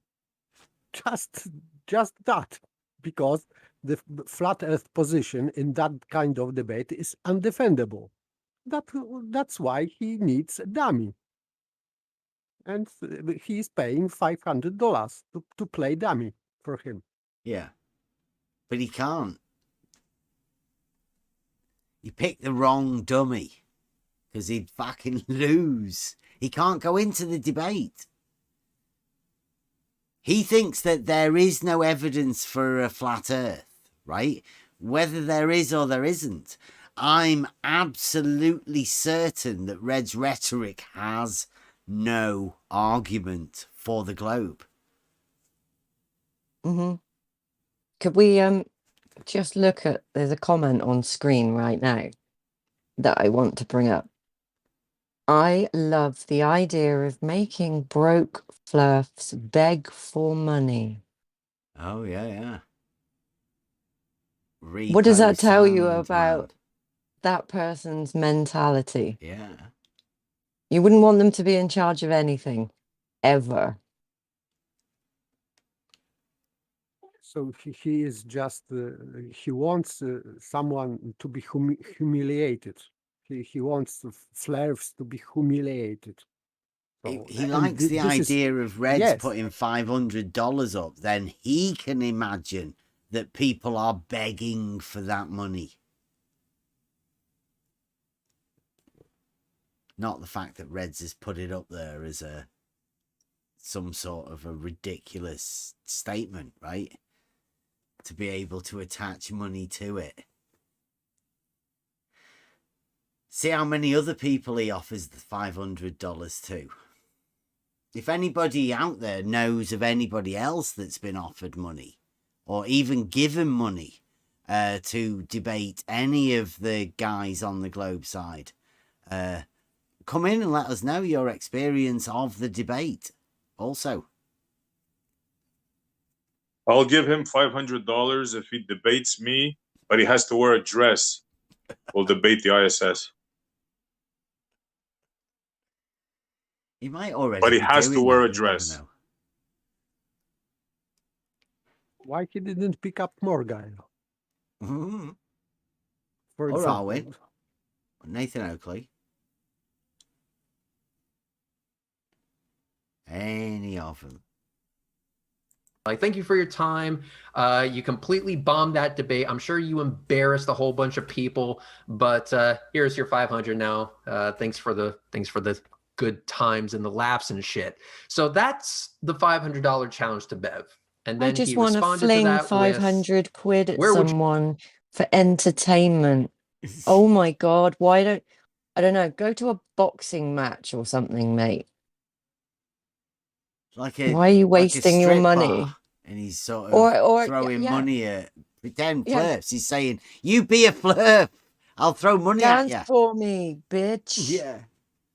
I normally only give money to flirts, so you pretend to be a flirt, then I can hand you over And some I can money. give you money. Yeah. If this is his way of getting back into the arena, or you picked the wrong person. Sucker. Okay. would you like to discuss these terms? And I was like, we're doing it live on my channel, because if this is going to be a dumpster fire, then I want other people to see it. So that brought us to last Because Friday. Bev, Yeah. because And this is where his whole those channel is a tweets will- dumpster fire. Well, yeah, I didn't know Red's rhetoric. I mean, other people have knew of Red's rhetoric, but The only thing that I know about Reds is that he was part of a group of people who scammed a lot of money out of his unsuspecting viewers. yeah, Mm.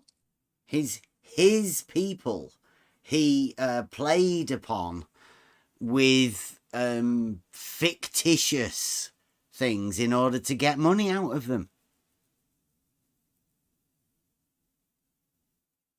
And then he came back. That's why we wanted to talk to him. Yeah, it wasn't a little bit of money. Yeah. Even altogether, that group of people, it was over 100 grand. I think 150,000. Yeah. They've got all of the tickets of all of the different things. Yeah, and for anybody who wants to look into that stuff, look up Unirock on YouTube. He's not the easiest person to watch, but he was the one who covered it all. Well, Negative fully. Exponents is the guy that I know that's got it as well. Negative Exponents, yeah. There's a There's couple of them on that have YouTube. been after that, looking into that particular group of people. All Yes, there is involved lots around Fight the Flat Earth, Slice Barcane, Sean Huffraud, and Red's Rhetoric. And there was quite a few. There's a, like the umbrella for that group of people. Everybody knows who they are, really, I think. The interesting thing that we initially said, me and Emma, is that that scam, we particularly saw it all happening. We wondered why nobody else dealt with it. Nobody else seemed to be caring about it. Within this arena, there's the arguments. There are no arguments, but there seems to be that the flat earthers always get targeted. And when scams and all of that happen the other way round, it's as though they get forgotten about. It's as though it's not going for the narrative. It's not working correctly for what they want. So it doesn't get shown. And I'm pretty sure that there are a lot of people that don't know anything about what happened with Red's Rhetoric and all of that scamming stuff that they were doing. Some of it was horrible. They were literally scammed people out of money. They had operated scams to get people into new houses. Tens of thousands of dollars. Have we got a hot mic, someone? Someone's walking or Yeah. is outside or something. Okay, yeah. So that was something that we wanted to really have a conversation about, because I'm keen to know what's going on about it, and as was Emma. But Red's particularly said, don't. We're only allowed to talk about what we're allowed to talk about within the terms of the debate. That's all Red's wanted us. So he made us go to his place and he set the terms of what we were going to talk about. And he had the control so he could kick us whenever he wanted to, as he did. Can we, who is that? Kevin? Are you there, Kev? Are you trying to talk? I don't want to have to put you on mute. Is that working, Emma? Can you sort that out? I don't know. He Kevin, can't are you- unmute himself if he's... I don't know whether he's there or not. I'm going to carry on. I don't know whether he's trying to talk or something. All right, I'll keep an eye on the chat. Will come in handy, Mr. Tune. You want it now? Yeah, absolutely. So bring up, because I have an idea of Right, there's one here. This Luke Filewalker says, one of Bev's own arguments is that all horizontals are parallel. This implies that the general shape is flat, but apparently he isn't a flat earther. See? So even in his chat, they're saying that my arguments go with this. what tweets you're about to show. So and I have this one here. Do you want me to share it to you, or do you want to look at it online? This one says, Earth doesn't have an axis. It's observably flat and motionless.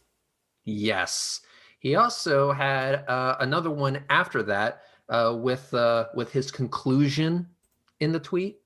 Let's see. I also have it here and I can read it out. They're if you not would in like. order. I don't have them. Got it. I'll go ahead and read this one. If you find it, you can show it on screen. But the tweet from Bev posted on June 27th, 2019 says the following. Yes. Okay, here goes. There is no bulge. Sea level is one level, as verified by... Have you seen all of these tweets that they're going through? Oh my God. And they're all black and white, and then there's the white heading. They're all taken from different people at different times. These are tweets that people have saved because they're obsessed. Saving tweets of people. Don't know whether they understand what Twitter is. It's Twitter. Oh my God. Google Earth. Oh yeah. Therefore, at least 70% of the plane you live on is verifiably flat and level. Conclusion: you live on a flat Earth. I rest my case. I await your rebuttal. That's the entire tweet. Yes. Now, Yeah, you can only have 120 characters. Sometimes it was back to 60. I don't know whether that was before then. That's not bad, that. It's a quick one for June 27th, 2019. 3-year-old argument. Still no rebuttal to it. let me highlight one section of that tweet and just say it very slowly. Conclusion: you live on a flat Earth. That was Here's Global Mom. Spanner in the chat. his conclusion. Now, I decided to save these tweets because I figured I was going to be needing them for later. And boy, was I right. Boy, was I right. So he was saving them. Red's Rhetoric is pretending that he's been saving my tweets. Really? Of course, someone else saved for him, but not he. I don't believe that it was him. Well, if it is him, then Red's Rhetoric has been obsessed with me for a long time. And he should know this argument better. He should know his rebuttal to this argument much better than he's pretending that he doesn't. Perhaps he's showing everybody how to react to it. he decided to have a call to go over the terms. And like I said, he failed at term number 1, that he would adopt the flat Earth position by playing dumb. So the most recent upload on my channel, Playing dumb. I mean, yeah, playing. He wasn't dumb. playing. So the most recent video on my channel is a 30-minute long discussion with Bev, and in the call was Sly Sparkane, who we all know and love, and Emma. So yeah, with the 4 of us in the call, we decided to get down to business and talk about the terms. And he was like, okay, so when you say flat earther, what do you mean? And we found other screenshots of this, and I'm more than happy to send them to you. So he's admitted that I asked him, when he says flat earther, what does he mean? That's the terms that we were going over. He wants me to adopt a position. I was asking him what he meant by that position. That's okay. It's a legitimate question, isn't it? Of course. But this is Red's Rhetoric. Globe Earth Defender. Well, I don't think you could call him that. Has he made an argument yet? Not Not heard yet. one. But I said, okay, do you know Jeranism? He goes, no. Do you know Bob Nodell? No. Do you know Rob Skiba? I mean, I've heard of him. And he's playing dumb with all of these flat earthers that I know he's fucking heard of before. I'm like, You didn't ask me if I've heard of them. You asked me if I know them. There's a difference, obvious. This is one of the sophist games where they switch definitions, definition switch. Yes, this is one of Megarian paradoxes, when one man had something on his head, so his son couldn't recognize him, and they said that he don't know his father. He doesn't know his father. So this is one of very old tricks or paradoxes Yeah. to change meaning of the word to know. Mm-hmm. You motherfucker. Like, the dishonesty on this motherfucker. Like, Jesus Christ. Wow. Seems like it didn't go well for Reds there. So, Oh. later on, after the call concluded, we had another a Twitter follower of mine find a whole bunch of screenshots of him congratulating Jeranism on an upload that he made and saying, Jeranism made a great point in this video. And I'm like, and this is the same guy that said he never heard of Jeranism. No, One of the didn't say never heard. Said no. Oh, clever, right?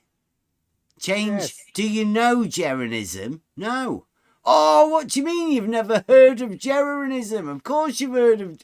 Like, that's dishonest. And if that's the sort of person that you're going to end up debating, then how could you debate somebody so dishonest?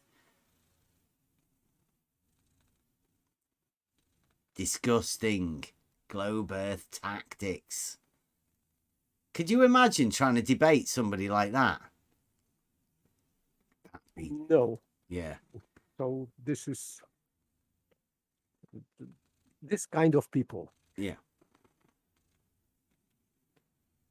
He's fooling Globe Earth Red's rhetoric. I mean, I think everybody knows he's not really worth anything. And McToon is obviously aiding him within this. So McToon goes down again. This is bad on two accounts. The biggest flat earth grifters to ever grace the internet. You've never heard of him, Bev. And yet we have screenshots of you on Twitter praising the douchebag. How dishonest can a person be? Yeah. And He's talking about Reds there. McToon. How dishonest can a person be? He's talking about Reds shifting the definition of, well, shifting a word from know to heard. in fact, that's when Slice Bar King came in and mentioned a name, which at the time I completely forgot he existed, which was really nice, actually. Nathan Oakley. I think I've heard of him. Yeah. Now, everyone else in the chat, I want you to remember a time where you didn't know that Nathan Oakley existed. Oh, those were so good. Oh yes. Now, just They're talking about voices in their heads right now. No, but McToon is saying, I think I've heard of him, Yeah.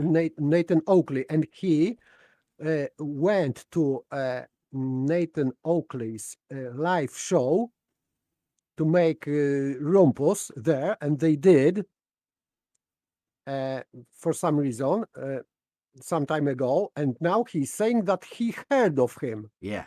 So this is a joke. This guy is a joke, this McToon. Obviously. just let it cleanse your soul real quick. I gotta use a little bit of this to cleanse my soul. Cleanse your soul. Are you sure? That's Red's Rhetoric talking about that. Wow. They do have faith then. Well, after thinking of that. You know, I'll be with you right there. So let's see what are we doing here? We are doing Coca-Cola. Why not? Toonshine for me.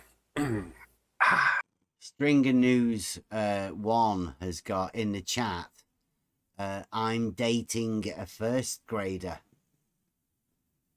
That this is McToons's, this isn't my chat. This is McToons's chat. And there's a guy called Stringer News 1 with a spanner that says, I'm dating a first grader.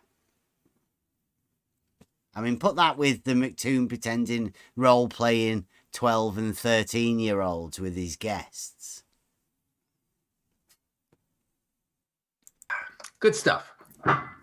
So anyway, now that we've all had that moment where we remember a time we didn't know that Nathan Oakley even existed, we now need to ruin that dream, because guess what? You do now know that he exists. So Slice Barcane informed Bev that, look, you were on Nathan's show. He was.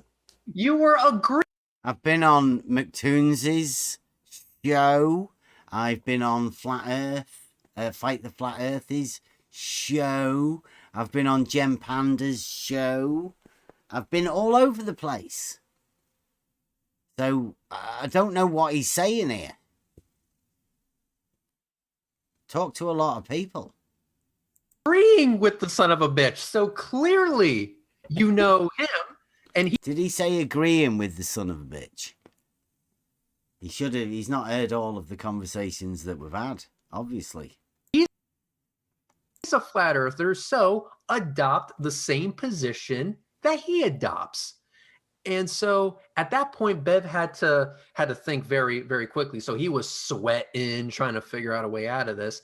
And then he goes, well, actually, did you know that Nathan said that he measured a mountain flat? And then I go, what does that mean to you? Yeah, MC2. I'm just gonna repeat that. Aporia. Right moment. Right there. And I think he misquoted you, because you were talking about that Nathan said that Albaruni measured a mountain flat. Not Nathan Oakley, I think, but Yeah, I'm not sure. Nathan Oakley didn't measure a mountain flat. And I don't think I've ever said that.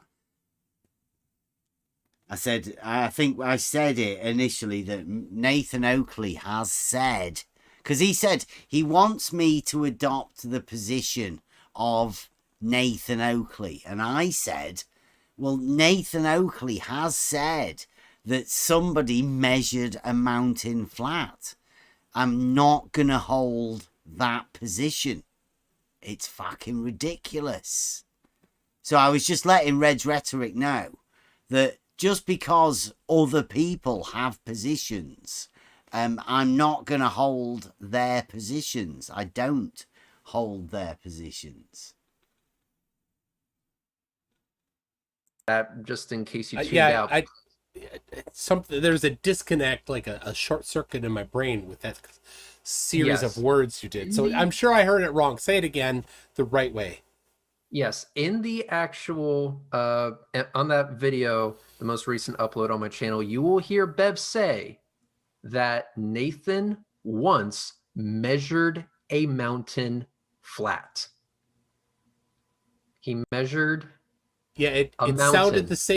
No, he didn't. And I would never have said that, because I know that Nathan's never gone out and practically done any surveying.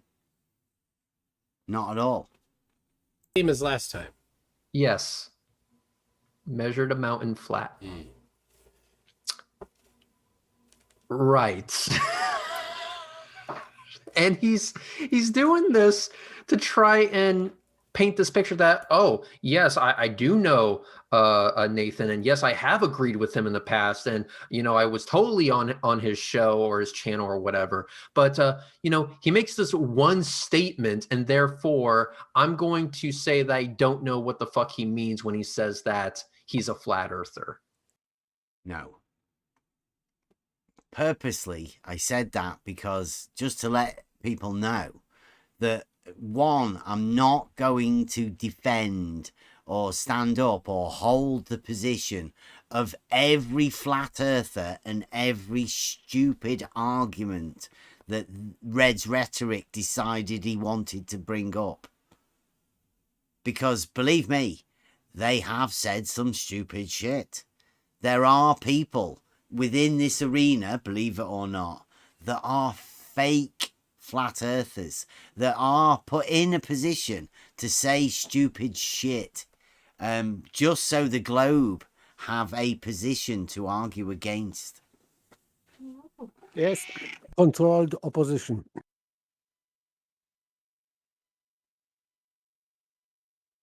Yeah, so terrible. Why they can't see that? Or I'm guessing that's what they have to argue against. That's what they need to argue against. That stupid shit. Possibly people that they've put there to argue against with stupid positions. Therefore, I can't adopt a position if I don't know what the position actually entails. I'm like, you dishonest piece of shit. So we not only do we have screenshots of him saying, wow, he's calling that dishonest. Yes, you not playing dummy, you are dishonest. For him, that kind of morality or ethics, I don't know. This is just funny and terrible at the same time. Yeah, these people have said measured a mountain flat. They're all asking, like, what the stupid shit is that? Everyone in his chat are saying that's stupid. But Reds is saying he wants me to hold all of those stupid positions so he could argue against them. He just doesn't know all of the stupid shit that has come out of people's mouths. Red's Rhetoric has been out of this for quite a while.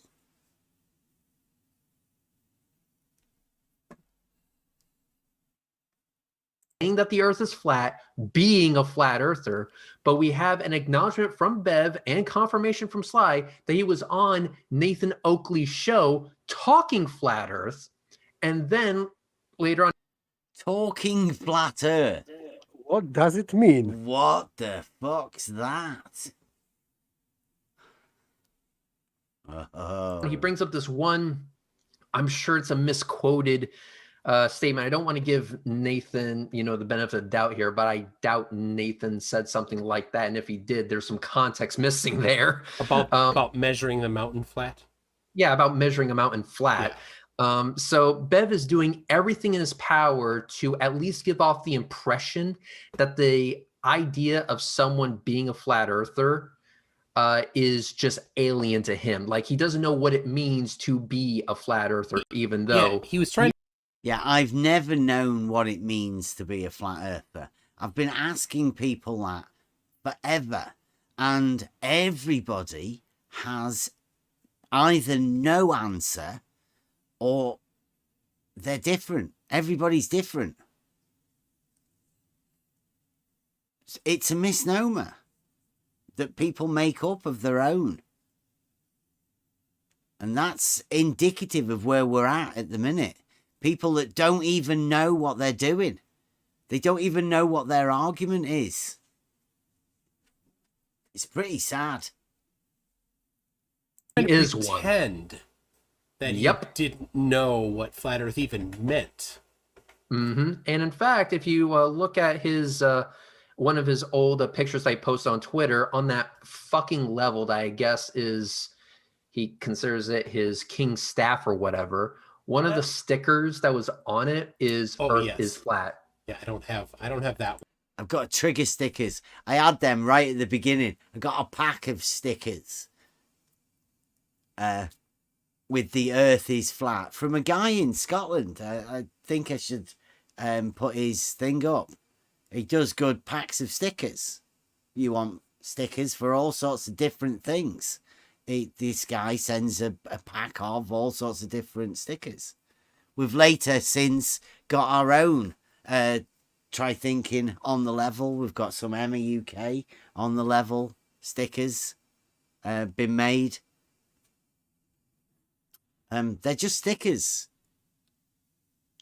Nothing to get worried about. They're nothing big. You get them all over the place. Doesn't really mean much. And for a word of warning for you guys, don't build an argument around a sticker. Especially the ones that I call trigger stickers. It's gone quite a lot of places, the level that he hasn't shown. I said I'd make it famous.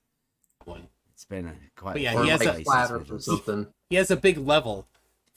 Yeah, a big level. Stickers. So yeah, with stickers on the damn thing, like the next level, flat Earth. He had all that, but now I guess he removed those stickers or covered them up with just level only stickers because this is where Bev has decided to go in life. So it all came down to it's where Bev's decided to go in life, says Red's Rhetoric. The guy that's disappeared had to disappear. Ask your own questions as to why he's had to disappear. And particularly ask your questions why the fuck he's decided to come back. This place is going. It's being burnt to the ground. Everybody's leaving. Don't know why Red's Rhetoric thinks he's coming back again.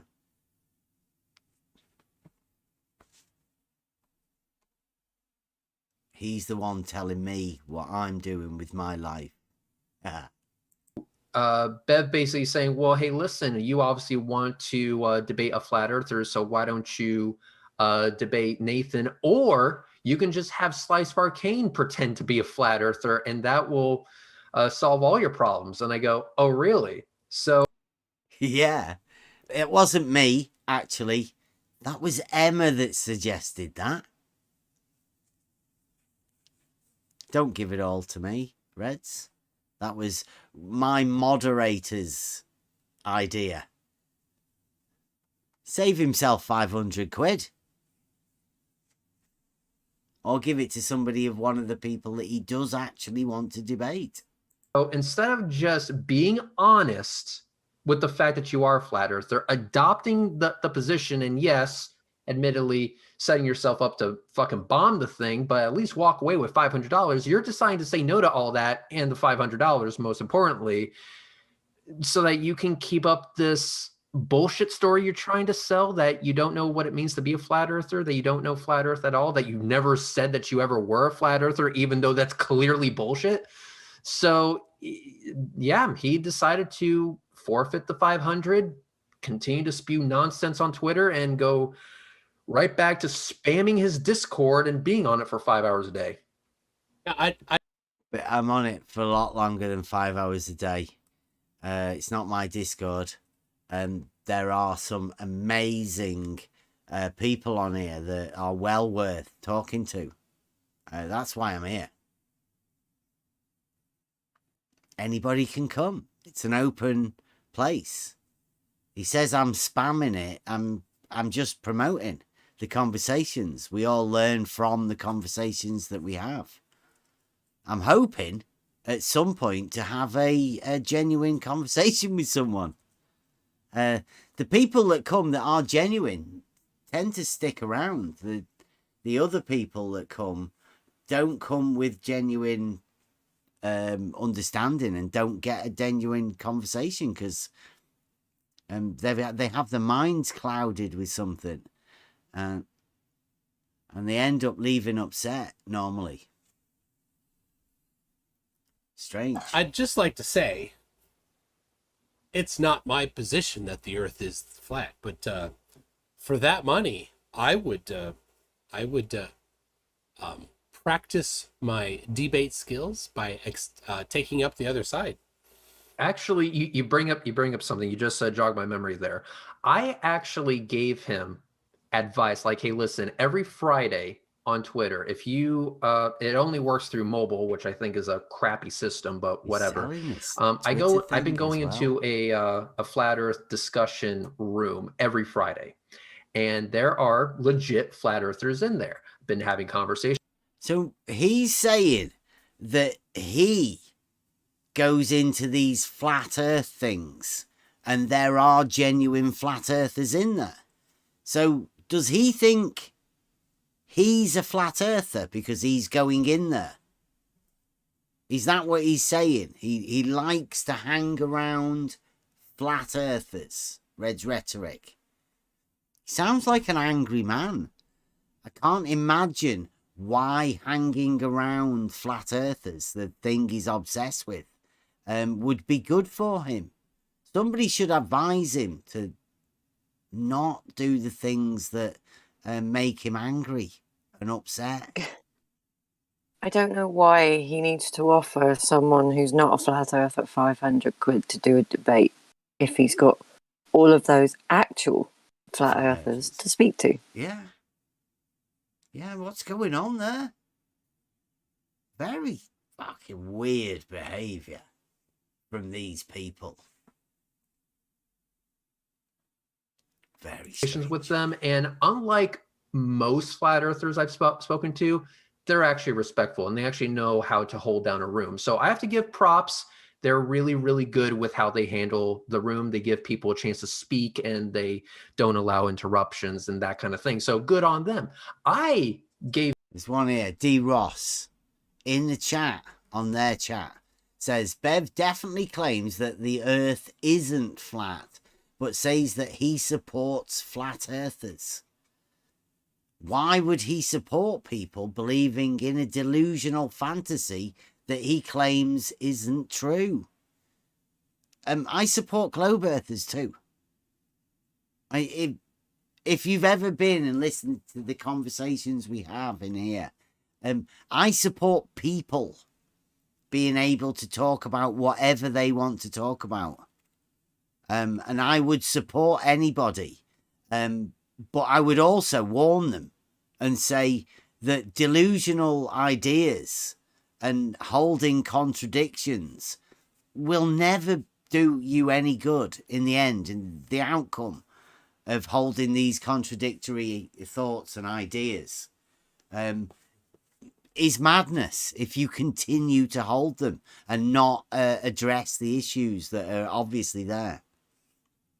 Most people can't get rid of the thoughts once they start. That's why Red's Rhetoric's making videos on McToon's about a debate that he failed to arrange. The debate's still open if he wants to do it. He knows my position. Everybody knows my position. All of the people in his chat know my position. And they all imagine that these great people of the globe side can deal with it, but they can't. That's why they make up this bullshit. Gave Bev the advice to, hey, since you're on Twitter all the time, why not just hop in and give them a chat, ask them what they believe, get some notes, and that way you can adopt their position for the debate. I would totally accept that. And then later on you can say, well, it wasn't my position. I would advise people not to go on Twitter. It's a horrible place, and you would meet some of the most horrible trolls that there is. Those horrible trolls led me to where I am right now. It's led me into conversations with Fight the Flat Earth, McToon, Red's Rhetoric, all of the scumbags. And I've had conversations with them. So I know firsthand that they are scumbags. And you won't get any genuine conversation on Twitter at all. But what Red's Rhetoric is doing, he needs to have a targeted group of flat earthers that they can line up for debates with McToon, Fight the Flat Earth, and it looks like Red's Rhetoric is trying to do this. Don't think there's enough people willing to do that, to put themselves through ridicule that there would happen because of the way that these debates, so-called debates, are rigged. I just asked them what they believe and I just regurgitated what they gave me. I would have actually been okay with that, because if that was the best that Bev can do, well, then that was the best that Bev can do. But I would have been okay with that. He didn't even bother with that piece of advice that I told him on the fucking call. Seriously, go to my channel, watch that call, and you will hear me make that suggestion to him. And if Bev said, okay, I accept, but I need about 3 weeks to prepare. Dude, take your 3 weeks.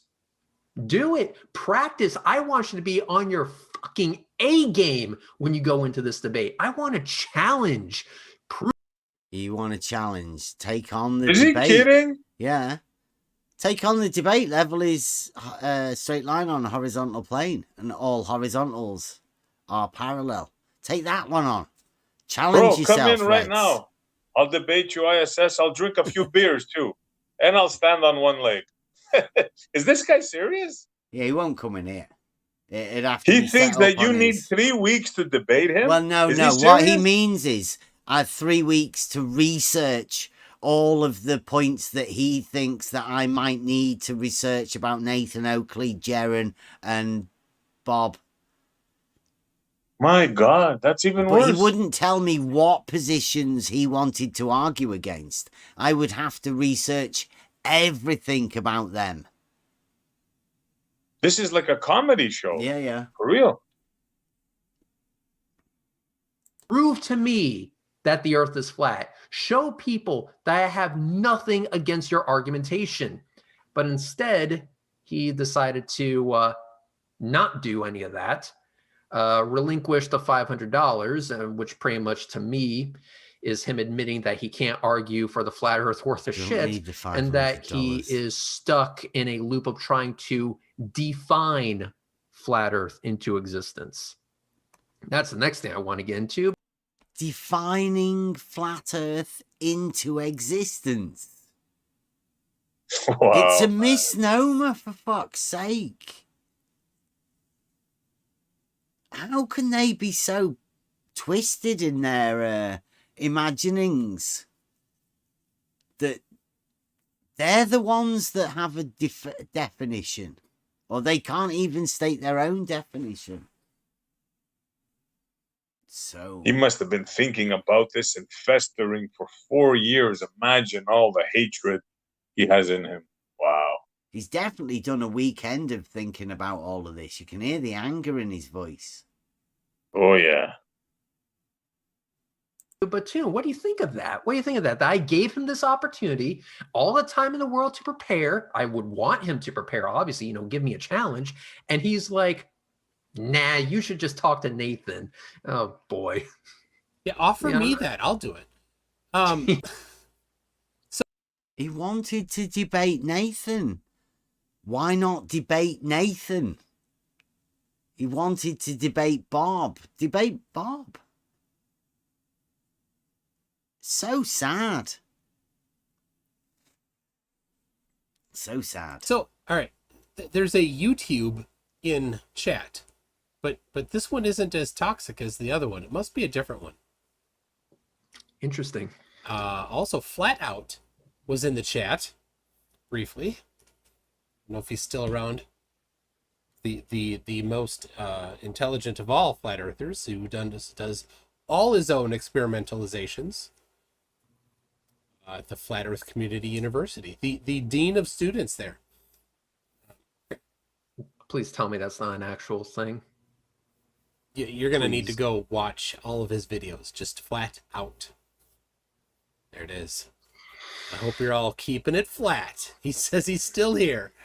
Okay, cool. I will attempt to do so. No promises, but yeah, that's how that occurred. Now, Bev said that, listen, how about we do this instead? Let's just argue the whole level horizontal definition thing, because as if our limited vocabulary is how we make flat earth exist somehow.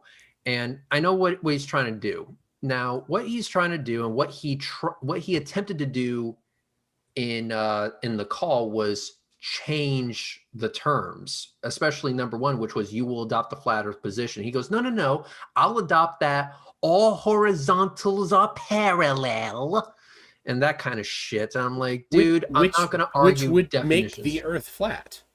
Wow, Yeah, that that's what was he the said. I demon go, came listen. out there. Yeah.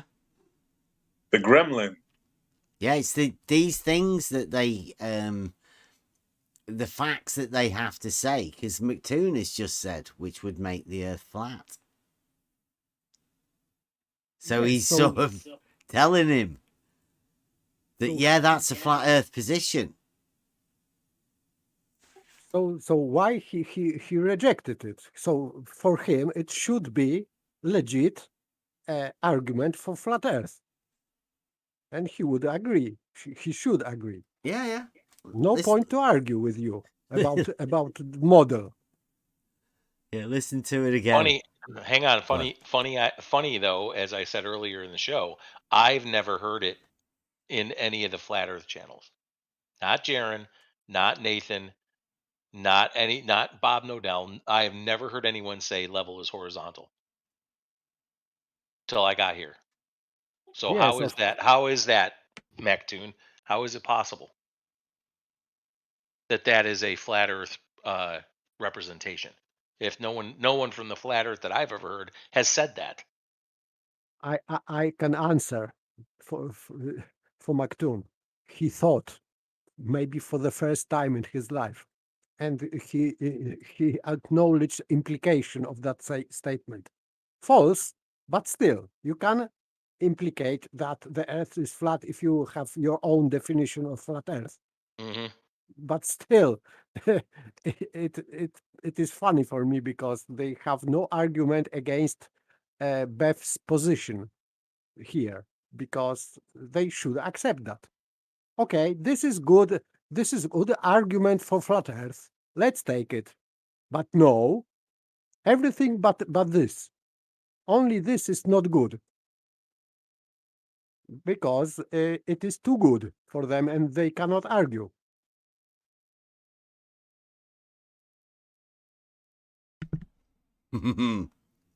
Exactly.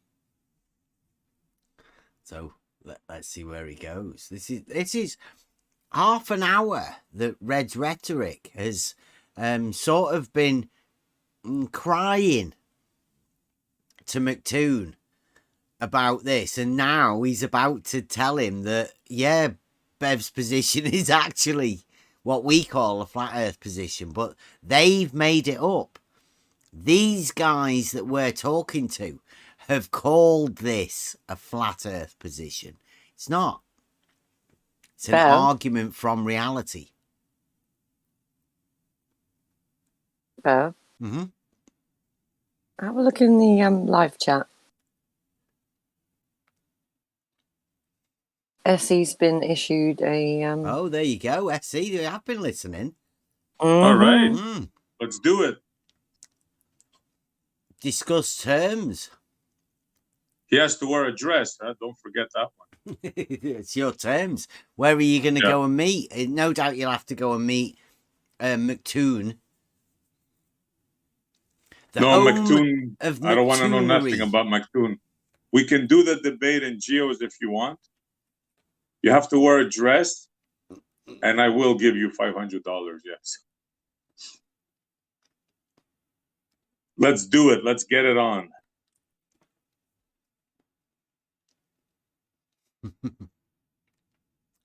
Toons is accepting debates for Reds now. He's his manager. What a contract you've got there, Toons. Nice. Now, I don't want nothing to do with Toons. Well, Toons Toons is his manager now. He's taken it upon himself to be Reds' manager. Well, then I have no choice. All right. I'd watch out as well, because sending him an email or whatever means he can track your IP. There ain't gonna be He's no done that emails. in the past. How is he meant to contact you, Toon? Do you have a Discord or something? Listen to the terms. He can send me a PO box, and I'll send him the $500 there.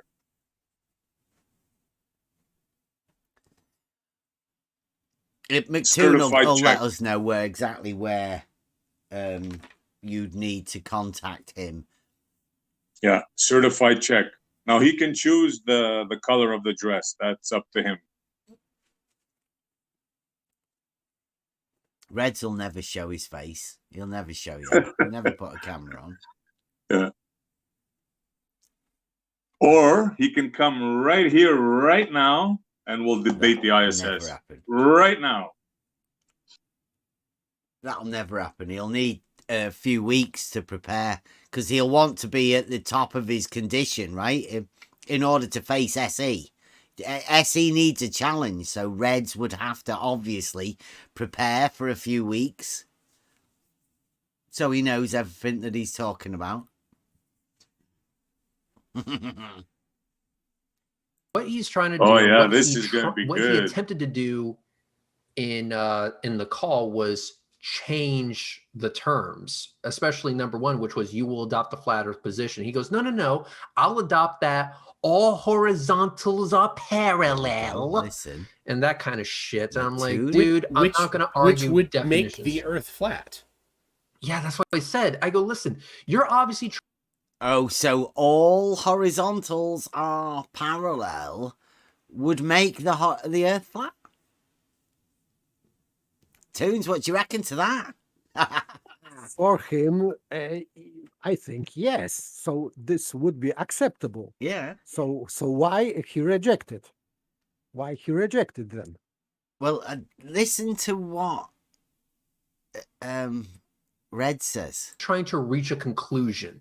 What is that ultimate conclusion when we're talking about the shape of the earth? And then he'll immediately fire back with, I don't know what's so hard to understand. The earth isn't flat. It isn't flat. Where a few tweets ago he said that what he means by flat is or mountains exist. That's why he's not a flat earther. That's what I've never said that in a tweet. Reds, stop lying again to try and get out of something. Yes, he's showing his intention.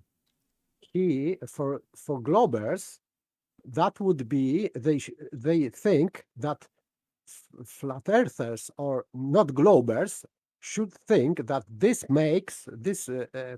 argument makes flat Earth, but they want you to say that, not them. You. That's I think that's the game.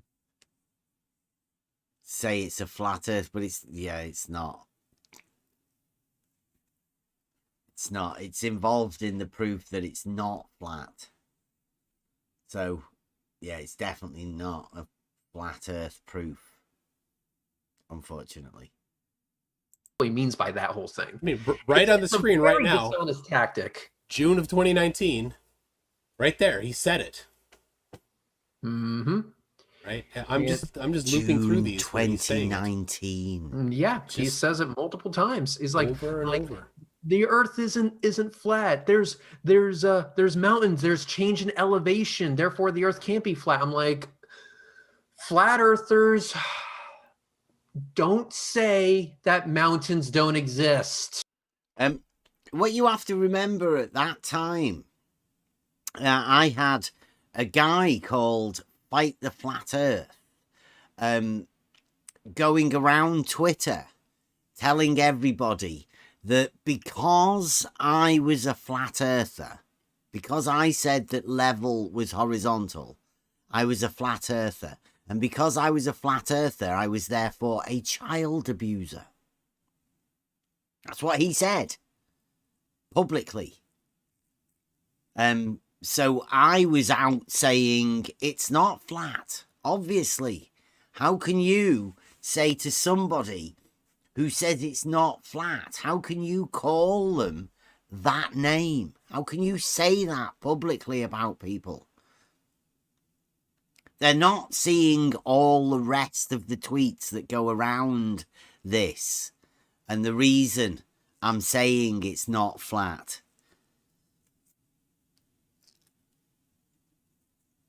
I saw what happened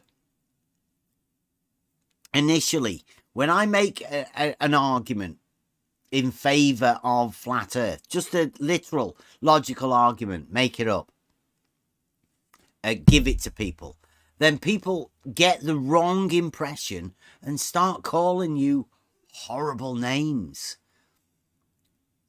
So whenever I see anybody targeting anybody to put them in a bracket of flat Earth, I know the ultimate aim at the other end of it is so that they can call you horrible names.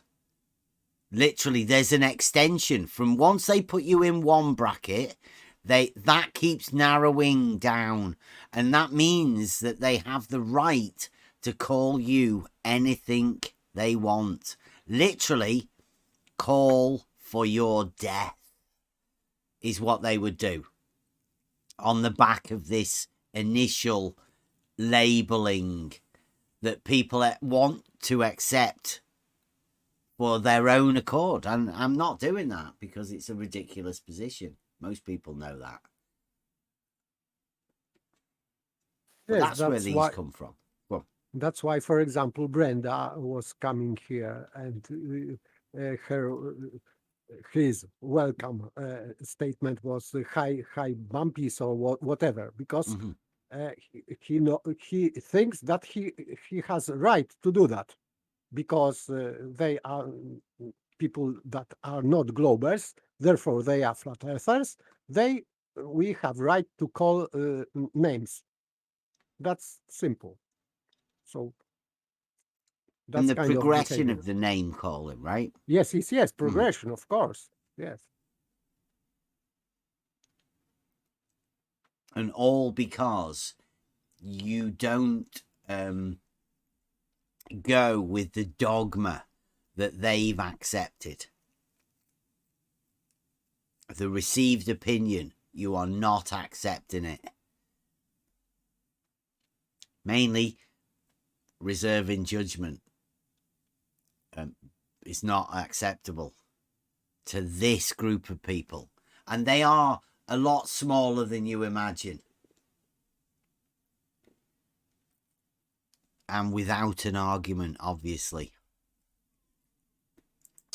Bev, who do you think you're trying to fool with this bullshit story? Like, holy crap. So that kind of thing. But yeah, he just wants to argue definitions, basically defining flat Earth into existence. Basically, he wants it so that if you agree with him definitionally, then every time you use the word level or horizontal, you would be confirming that the Earth is flat. That's his end goal. That's what he's trying to establish. And so Isn't that their position? Wow. Didn't they just say that Wow. if you claim level is horizontal, you're a flat earther, basically, right? Yeah.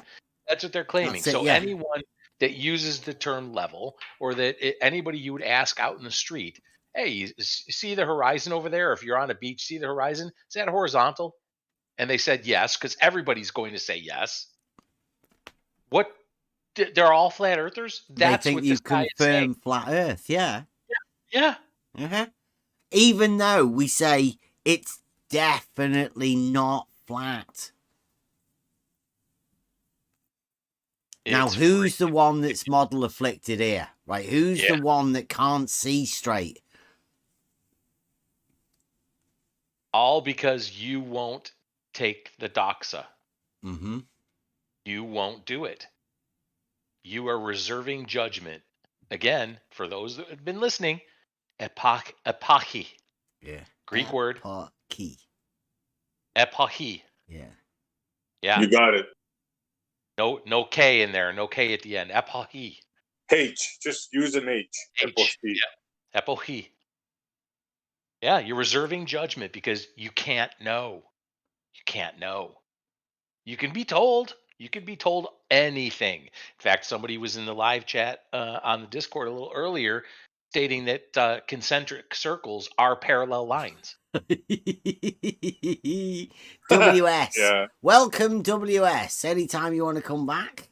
Do you get that? Concentric circles are parallel lines. Uh-huh. I said law of identity. Concentric circles are concentric circles, not parallel lines. Mm-hmm. But because someone says it, you must accept it. That's doxa. That is going back to I know they hate it, which is why I say it. They are religious zealots. They're worse than the Pope.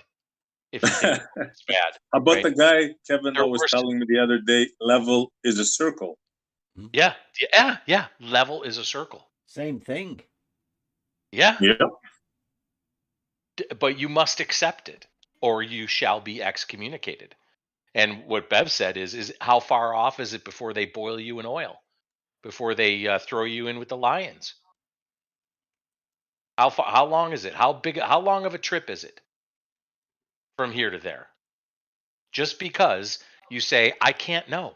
I can't possibly know, and therefore I'm not going to make a claim. I'm just going to say what is obvious to me. I see the land.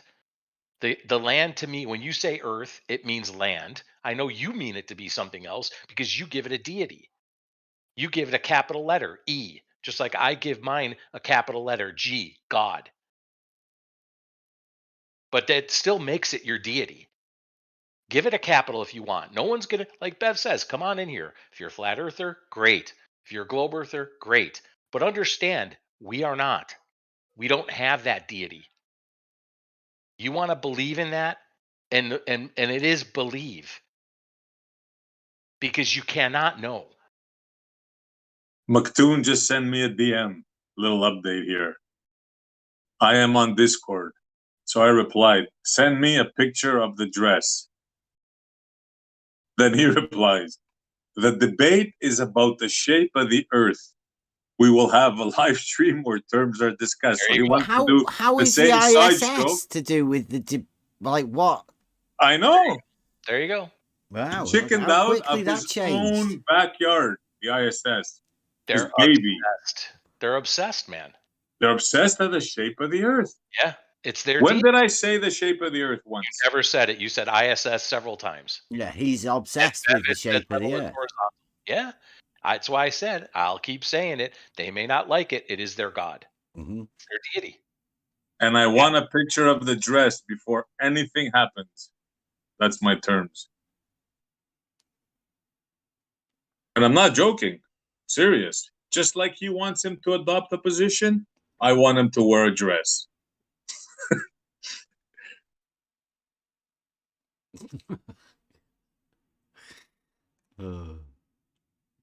Now here's how the debate would literally end. I would just say, Bev, you Flat keep saying earthers are always horizontal debating level. stuff. The flat earthers are. They're always debating. I don't know where you guys get the energy. Which was the last flat earth debate that you want to talk about? If they're always debating, which was the last flat earth debate that tickled your interest? I really enjoyed who was like the Energizer Bunny of flat Earth, up with that guy Bryant. That was enjoyable. That guy Brian. Yeah, Bryant. He's a scientist.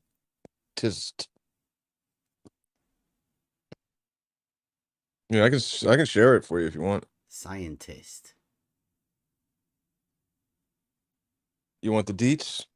No, we're going over a video with Red's Rhetoric. Oh, shit. You just decided to come in about flat earth debates.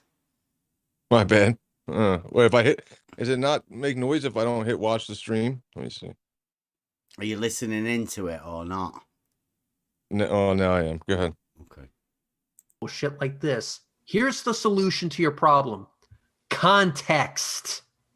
Because while words have definitions, their usage also has a surrounding feature called context. So the horizon, Bev, listen to me very, very carefully. Tune, you may want to clip this part out and just send it to him because he ain't going to pay attention for most of this. So here we go, Bev. Do I have your attention? Okay, here we go. The horizon at human scale can be considered a plane because one must travel roughly 70 miles for a single degree of change. Assuming Is he sure he should be doing this? He is about 4 years out of touch. I'll do that again. Like he's telling McToon to clip this. So well done, I'm McToon. not sure if he's doing well because maybe not. McToon don't. If you like, Red's rhetoric, don't do that. I'm gonna clip this. I'm gonna clip this. Right? I'm gonna record it and then listen to this. Click record. Come on.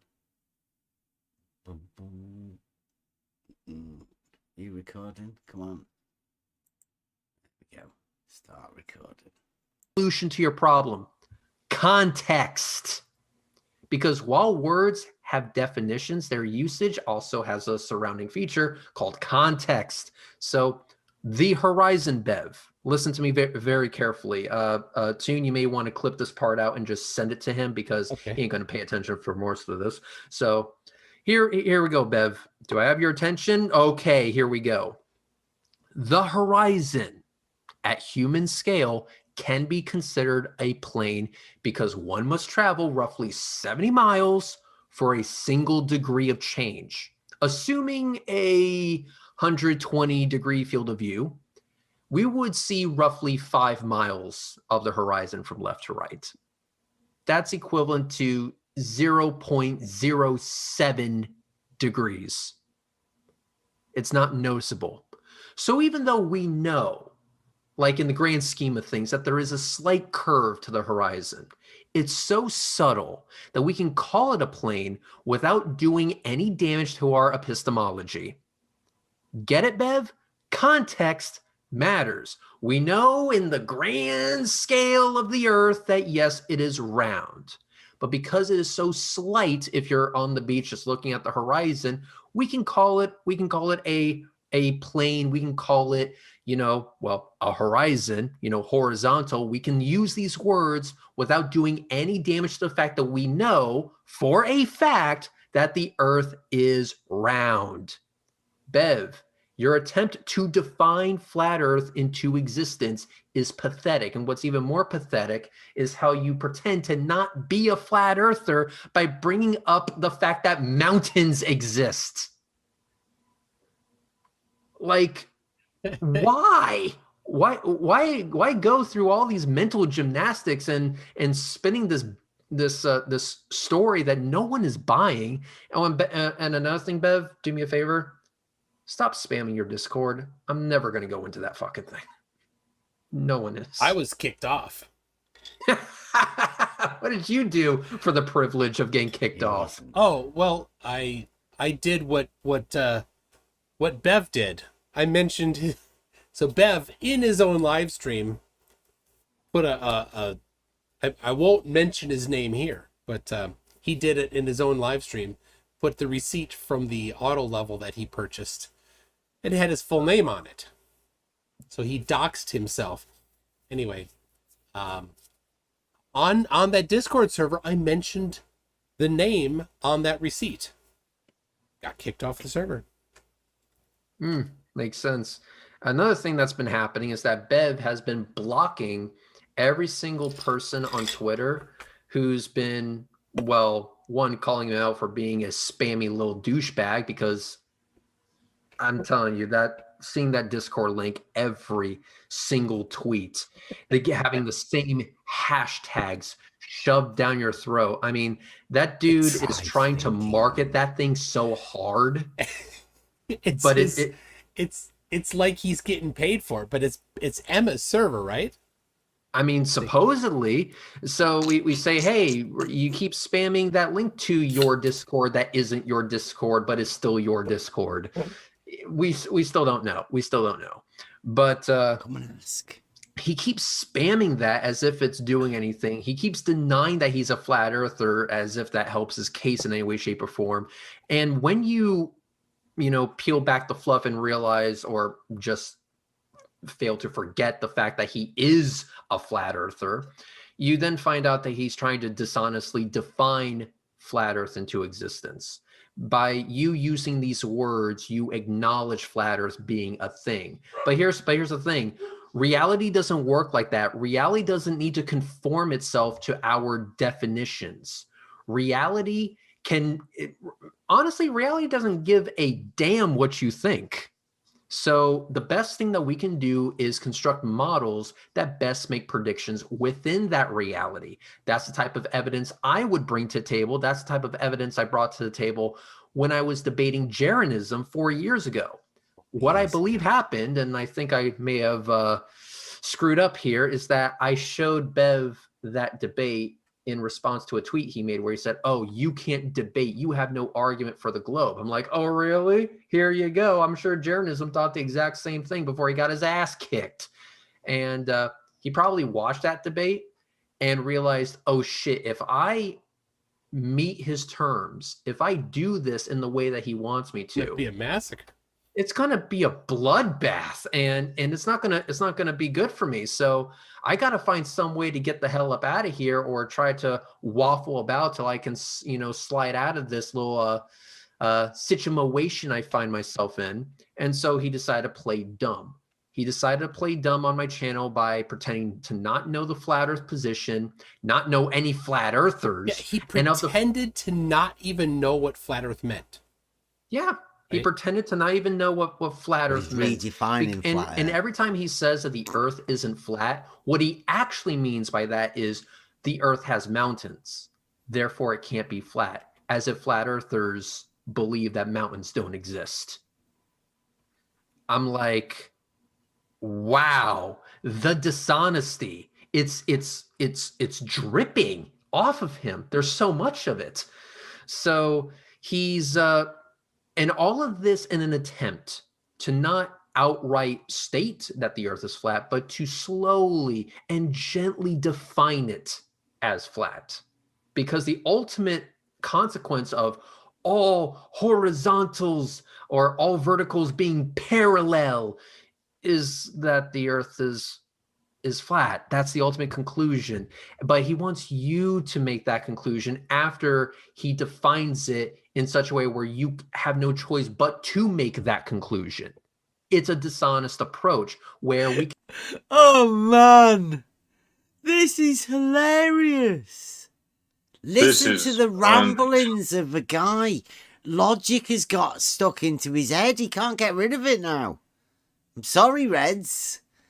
And by the way, when he said that we can see locally that horizon is straight and so on, but back in 2016, the majority of his pictures and evidence for globe was about curving horizon, that we can see on pictures from high altitudes that the horizon is curving. And now he is just retracting or what? I don't know, but he is saying differently. So what's up with his curving horizon?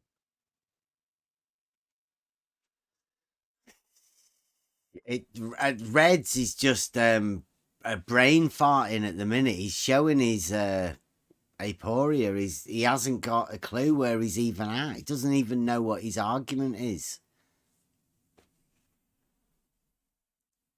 I feel sad for He's him. so relieved that it's not going to happen. He's feeling brave now.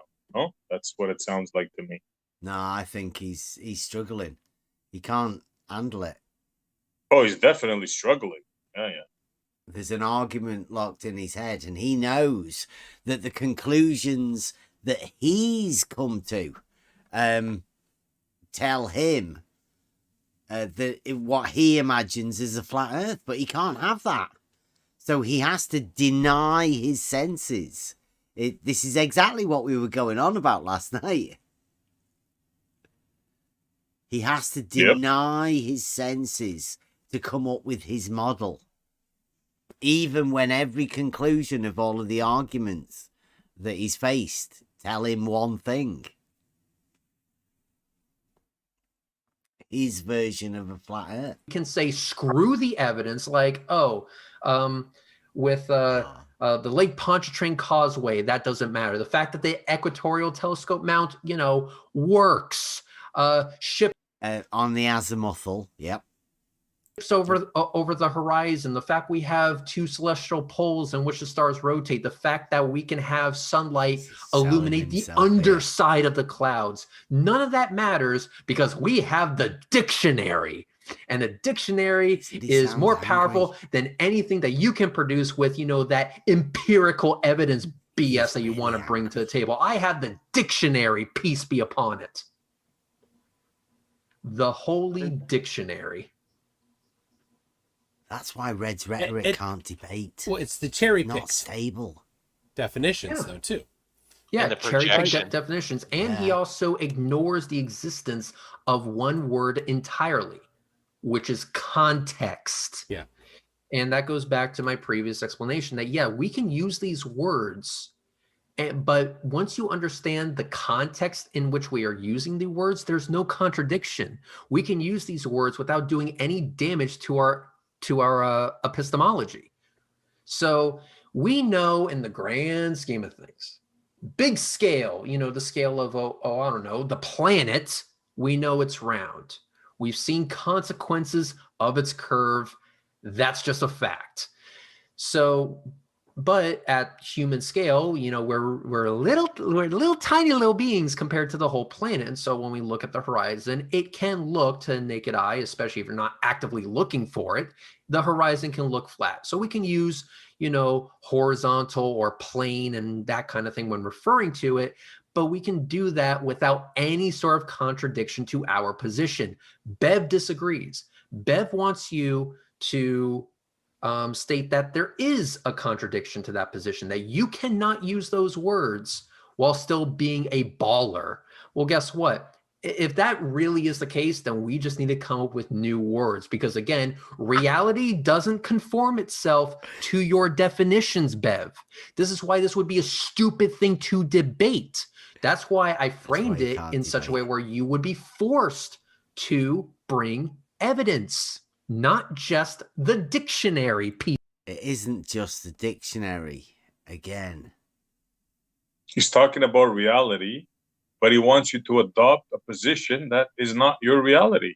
He denies reality. Yeah. He doubts reality while denying reality. And he's just said we need to come up with new words because the words that we use to formulate the arguments, he knows, have a conclusion that he doesn't like. So let's just make up some new words. They've done that, haven't they? They've done that. Yeah. Right? Non-Euclidean geometry. Yeah. Yeah, he's not that clever though, right? He's still trying to live in this low-level debate thing, and he thinks he can literally redefine words. He's with Brenda. Yep. There's a guy called Professor Parks, PhD. Can't wait to see Bev's reaction stream to this. Is this what you expected, Rob? Pop in anytime. Rob with contradictory definitions. That's where the definitions that Reds is going to go with. That's here's your man, the PhD, contradictory definition man. He can help you out. If that's what they think our argument is, it's just based on definitions. Well, it isn't. These are the words, the definitions of the words, but because we've learned what the trivium is and the grammar and where these words come from, we can take you every step of the way to lead up to that definition. It's very simple. And the understanding of a proof can do that from advanced simplicity. You start at the beginning and you build all the way up, proving every point along the way till you end up with level being horizontal, a provable fact. The definition has a meaning, but the meaning is true to what the word is. There are many definitions that you could have for level that would be true. And every one of them, if you involved horizontal in it, would make it a true statement. Interesting that they think it's definitional, though, still. Because that's come from a long time back. It's an argument against an argument to get you to divert into this idea that it is just definitional. It's not.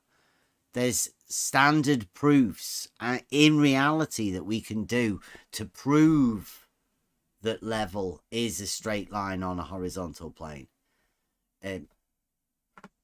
Just try us. I mean, they know that they can't let us bring the argument.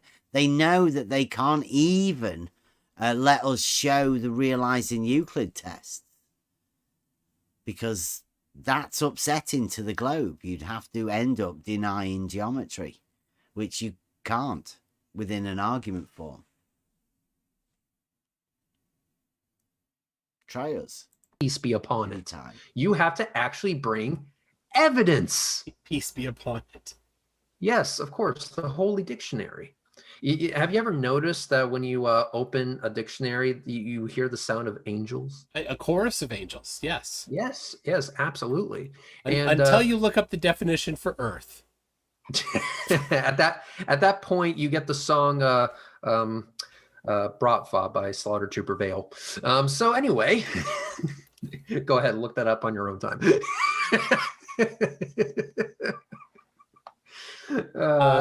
We've got some messages for you. There we go. This will be good. In general, not just necessarily for you. When you're ready. Neato burrito. Let's hear them. All right. Inquisitor Rhetoric says, "Hey Reds." Wow. Sup. There you go. A Lord Illuminous Pooh says, "I don't have to show proof for my claims because I'm not making claims, but your proof's not proof. As claimed, I don't claim, and you can't claim I proved it." That sounds like Witsit. That sounds like the globe mind coming up with an excuse to an argument, to not have an argument. It's bad. Oh, Witsit. Yeah, he's that might be a future episode that we'll have to do. But yeah, I'm really thinking about calling him out because I heard that he's a Nathan Oakley copy. No, him and Oakley have had a disagreement. How far removed is Red's rhetoric from this arena? I mean, why's he come back? What's he think he's doing? He is just out of touch. Completely out of touch. So sad. For Toon to be exposing Reds like this, I'm not too sure whether... I mean, look at Toon's face. No. Reds, no. Because Austin thinks ether exists and Oakley says it doesn't. So they've been actually debating each other on that topic. Maybe only partially are copies of each other. I mean, there was an attempt to copy, but the file got corrupted and we ended up with Witsit. Yeah. So because I heard one of his uploads, he brought up the independent variable BS, and I'm like, oh, I know where I heard that shit before. What's your independent variable? No, okay, cool. As if it's necessary. Wow. It's not. Yeah. So Waikikamukow 855 says Reds destroying JM Truth is still my favorite TV moment of all time. Good to have you back. JM Truth. Yeah, the guy that said that there was a 20-second delay between my footage of the Falcon Heavy launch and landing and SpaceX's because he got fed BS. And he didn't do his own research. He did not do his own research. Someone literally told him there's a 20-second delay, didn't bother to look it up at all. And then he just went with it and says, hey, Reds, you want to explain to me why there's a 20-second delay on your video? Okay, let's take a look at that. There is no 20-second delay. So I uploaded a second one where it was literally my footage. I think, is that the end of this?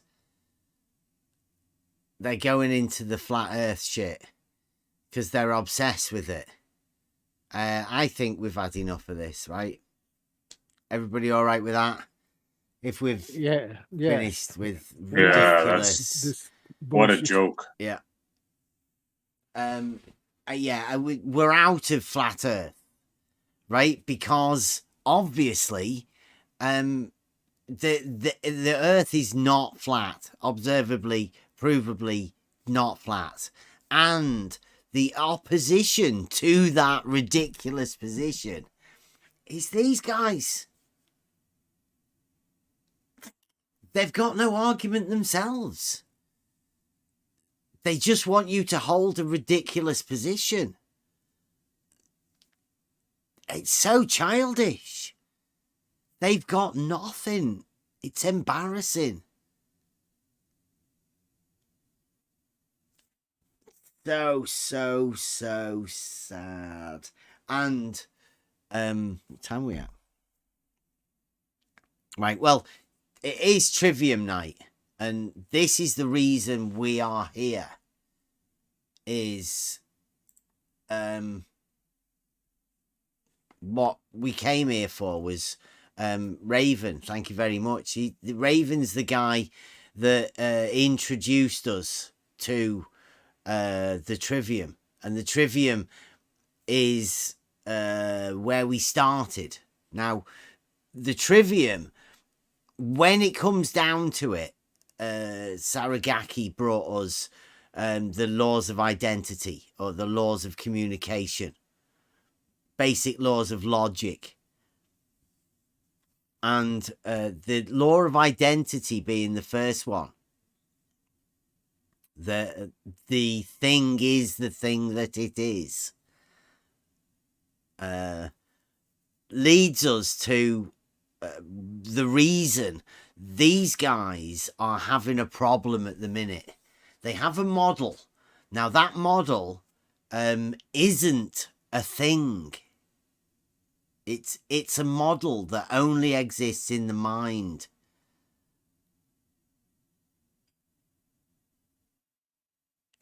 There you go, Model Savage. with contradictions. Exactly. When we go back to the original of the Trivium, we go back to the Predication. And this was the beginning of, at least I hope this is, we go over in this Raven, where we go over the first beginnings of, well, let's go over it. I hope this is it. Yeah, we'll go through it piece by piece and discuss it as we're going. Yeah. Yeah, conversation. It's not lectures. It's not. We're all moving forward in this journey together, and I'm just here, like, I'm putting pointers for us, discussion points, and trying to give some direction as the way I see we need to go. But obviously, it's a two-way thing, and who knows where it's going to branch off. Even like the introduction last night of Ludwig Wittgenstein, who I'd never come across before, and that's opened up more doors of exploration that you can go down. So I think it's a long project. I think it's going to be good. We're ready to go. I'm on your screen. Okay, then, right. I'll start. This is, like I said, I'm new to this, so if I make any mistakes as far as losing the screen or whatever, then just bear with me and forgive my naivety with all the software and that. But we'll see how we get on. Well, we've got a YouTube screen at the minute, a white YouTube screen. Right. There's no YouTube showing. I'm showing the YouTube. Around what's been going on, which I found quite amazing, really. The level of or the lack of critical thought that there was out there. So that sent me on the exploration of that led me eventually to coming across the 7 liberal arts, the Trivium, the Quadrivium. It seems to be almost a hidden education system that used to be there for the elites, at least, but seem to have been hidden from the majority of people, and there's probably a reason for that, because they need to have two different type of classes. They need the worker class, and then they need the ruling class, don't they? So basically, this led me to the 7 liberal arts. So this is an exploration of that. It goes back into antiquity, back to the classics, to the Greeks, to Aristotle, Plato, Zeno, all of those original Greek philosophers. And it was named. It wasn't until sort of medieval times that it became known. It was known as the 7 liberal arts originally, and then it divided into what was known as the Trivium and the Quadrivium, which I'll explain a little bit what they are. But the 7 liberal arts themselves consist of grammar, logic, rhetoric, arithmetic, astronomy, music, and geometry. But they've got a particular meaning that doesn't always correlate with what modern thinking, sort of how we automatically see things. And basically, I call that, going back to this, is the restoration of reason. It's bringing reason back into our thought processes, and actually removing emotion from the centre point that it is at the moment, because at the moment everything seems to be emotion driven. Every argument you come across turns into an emotional shitstorm, really. That's right. And reason just gets kicked into touch. So this is to try and recover that. So I'll work through this little sort of presentation I've put. Hopefully it'll stimulate some conversation. Right. As I said, it divides into 2 parts. The first part is called Trivium. And the Trivium, the definition of the Trivium was a place where 3 roadways meet. So it's like a fork in the road that takes you in 3, that consists of three roads, but it's where they're meeting, really. They're not going away from each other, they're meeting and they're coming together.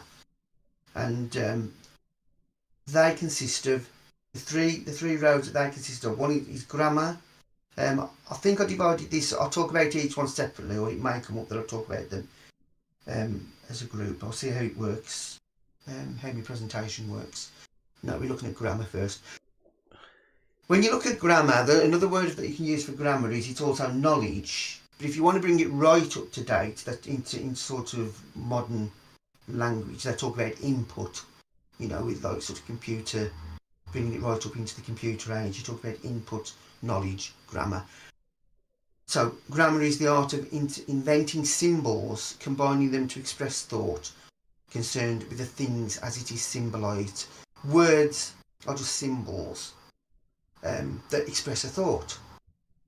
And this thought that it's trying to express is things as they are in symbolic form, so that we can actually communicate sensibly with each other. So grammar is all to do with defining that, getting that clear knowledge and input, and making sure that we all understand symbology that we're using when we're talking, whether that's language as far as words, or whether that's later on more logical forms of symbolism that you may use when we're talking more of sort of logic and further down the road. That comes from some of this has come from a really good book by Assistant Miriam Joseph. She wrote a really interesting book about the liberal arts. So I've taken quite a bit from that. It's easily accessible on unfortunately on Amazon, but you probably get it at places. Is that an old book? Pardon? Is that an old book? Yeah, it is old. I mean, I could find out exactly how old it is. I'll have a look in a bit, see when it is. I'm just saying it's not modern, like it's not somebody's wrote it. No, it's not the modern. Yeah. Okay, it's so not this is completely lost, really. This sort of thing, yeah, isn't it? A lot of the stuff is. Let me have a look here. It is liberal arts. Go to. I'll just see if I can find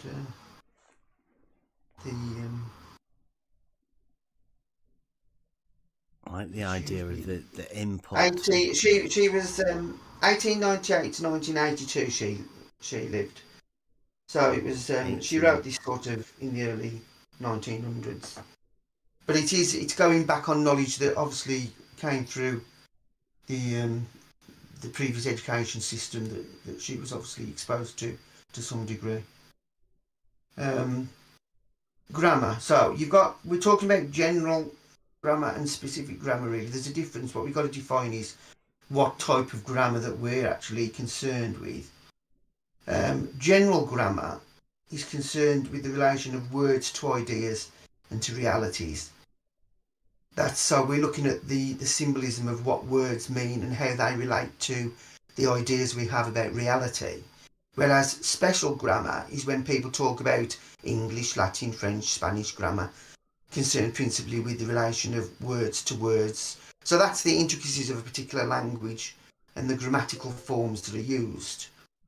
So we're looking at more of a general term for grammar, which is we're looking at the ideas behind the words and making sure that we understand the reality that that's trying to express.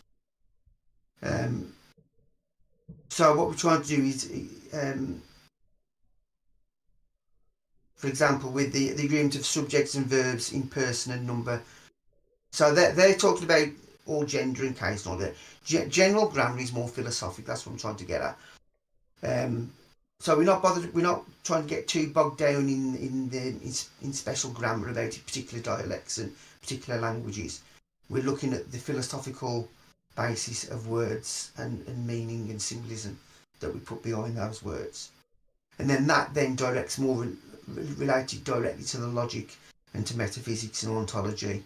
As you get further into the logic and the rhetoric, which we'll build upon. It differs somewhat from special grammars in the point of view and in resulting classification both in the parts of speech analysis and the syntactical analysis. So basically that's just to emphasise that this is more philosophical grammar rather than technical grammar, so you don't get too lost in technicalities. Then you move on to the next part of the trivium, which is the logic. And logic you can have as an understanding or process. So in computer terms, this is where the knowledge that you've gained from your grammar and everything, you develop an understanding and you start to process that in a logical form. So you say logic is the art of thinking, and it's concerned with the thing as it is known. So we're really trying to ground this into reality, and that's what it's all about. So that's your logic terms and the grammatical equivalents. So this is where you turn your grammatical equivalents, so your words and your phrases, your propositions and all the rest of it. They get turned into terms that can then be used to construct your logical arguments further down the line. So words are symbols created to represent reality. A term is a concept communicated through a symbol, and once words are used to communicate a concept of reality, they become terms. So basically what it's saying is that you develop your word symbology to represent reality.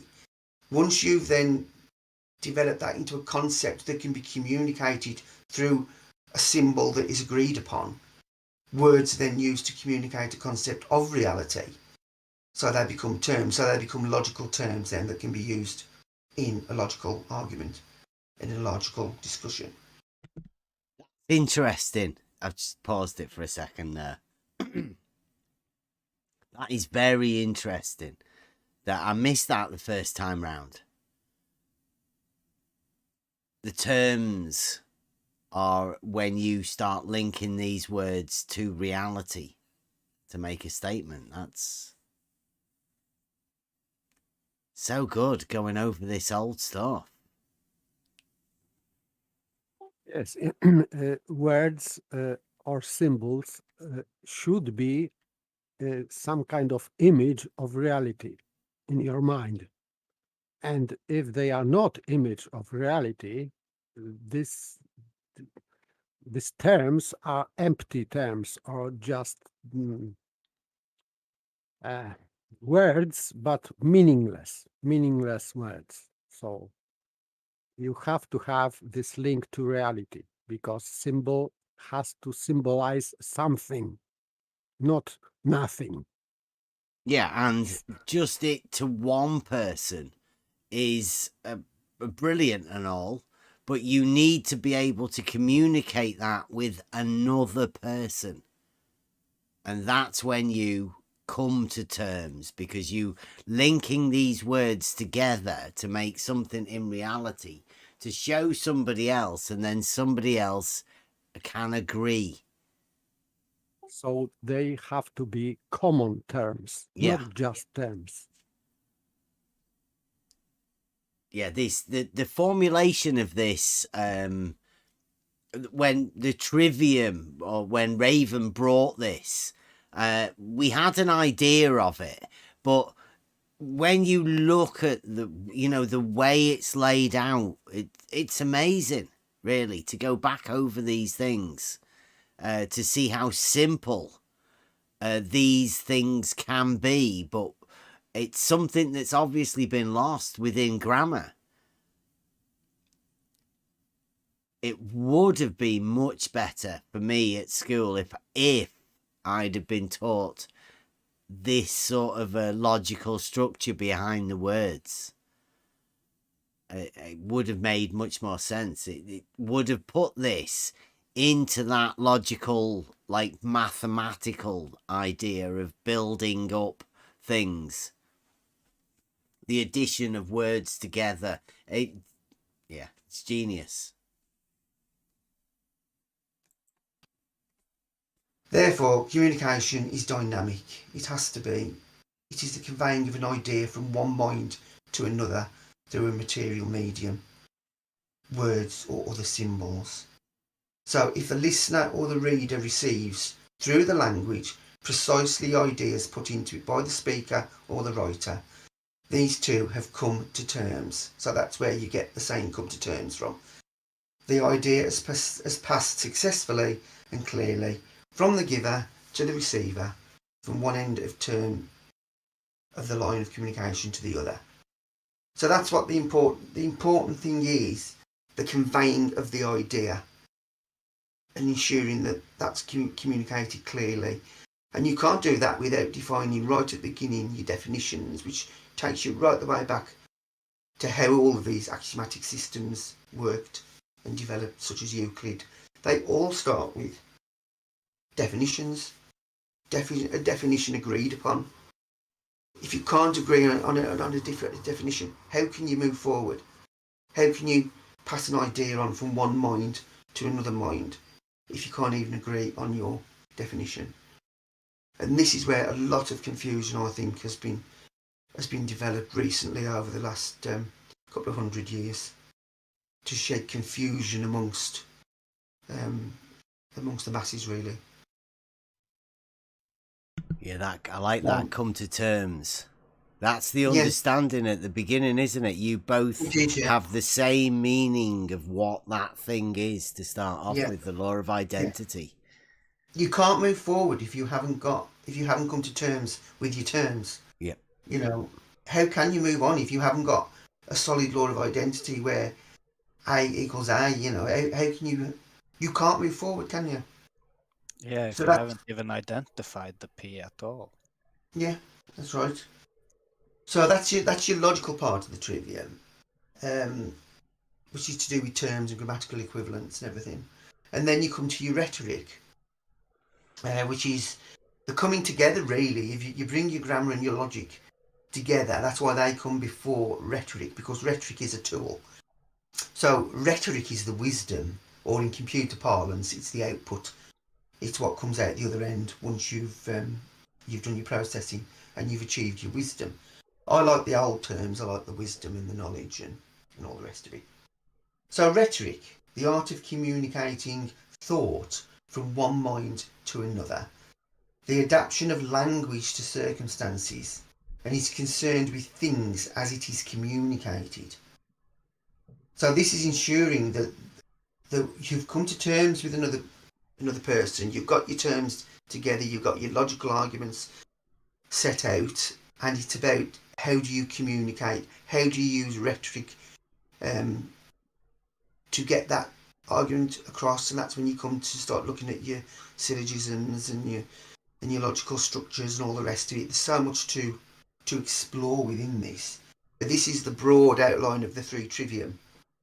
And without your grammar, your logic and your rhetoric foundation, it's pointless moving on to the quadrivium, because you haven't got the tools, you haven't got the language, and you haven't got the structure there to develop the wisdom to bring out into reality.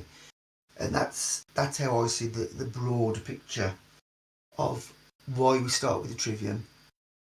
I'll explain a bit about the quadrivium, but I'm not going to say a lot about it, because at this stage it's not somewhere you want to get bogged down with it if you haven't got the trivium sorted out under your belt. There's parts of the quadrivium, I know that there's people out there like Buster and everything that I should imagine he's well already into with his music, and I know Bev with his geometry and the rest of it with his geometry. It's all pulling you that way into that work in the quadrivium. But I think a step back into the trivium will be useful, because it's taken us back to the basics to work through, so that we can then consolidate really strongly when we come down to moving into the quadrivium at a later time. And how right he was. Thank you, Raven. Advanced simplicity within words and the structure of words has helped me clarify something that I personally was missing. I think I might thank Raven in this. I'm not so sure, but yeah, this is the part that I was missing badly, and I thank Raven for it. It gave me the understanding of what the grammar and the words and the structure, how to place everything together. This is good. To actually build on reality, which I think is where we all want to go, isn't it? I don't think there's anybody who wants to stop in fantasy, is there? No way. It kind of begs the question, is there such thing as true communication today because of the way the language is so convoluted? Well, that's why... Go ahead. Yeah. No, all I'm saying, that's why you've got to get back to the basics. Otherwise, how can we unravel what's been done? That's what I was saying. Based on what you just read, it kind of tells me that there is no true communication today, because the language is so convoluted and people are receiving a different message than you're sending. In my opinion. Yeah. I mean, Bev's talked a lot about this with the development of the paraconsistency logic and fuzzy logic and all this weird and wonderful stuff that people like Russell and that brought into the mix, which was why last night was so fascinating to see that there was somebody who'd actually studied with Russell and had actually come to a different mindset, because he could see the road it was taking. And I've just fell in love with another philosopher now, which I've never got to look at. So thanks to Spot On for that. It's about the same sort of time though, right? This book that you said that you're reading, that would have been a general sort of teaching methods to the people like Russell and Wittgenstein, right? Ludwig. Yeah, I think it must have been a shock to Wittgenstein to see where it was going. It was as if it was like a slap in his face, wasn't it, when he realised what was happening to logic. I think so.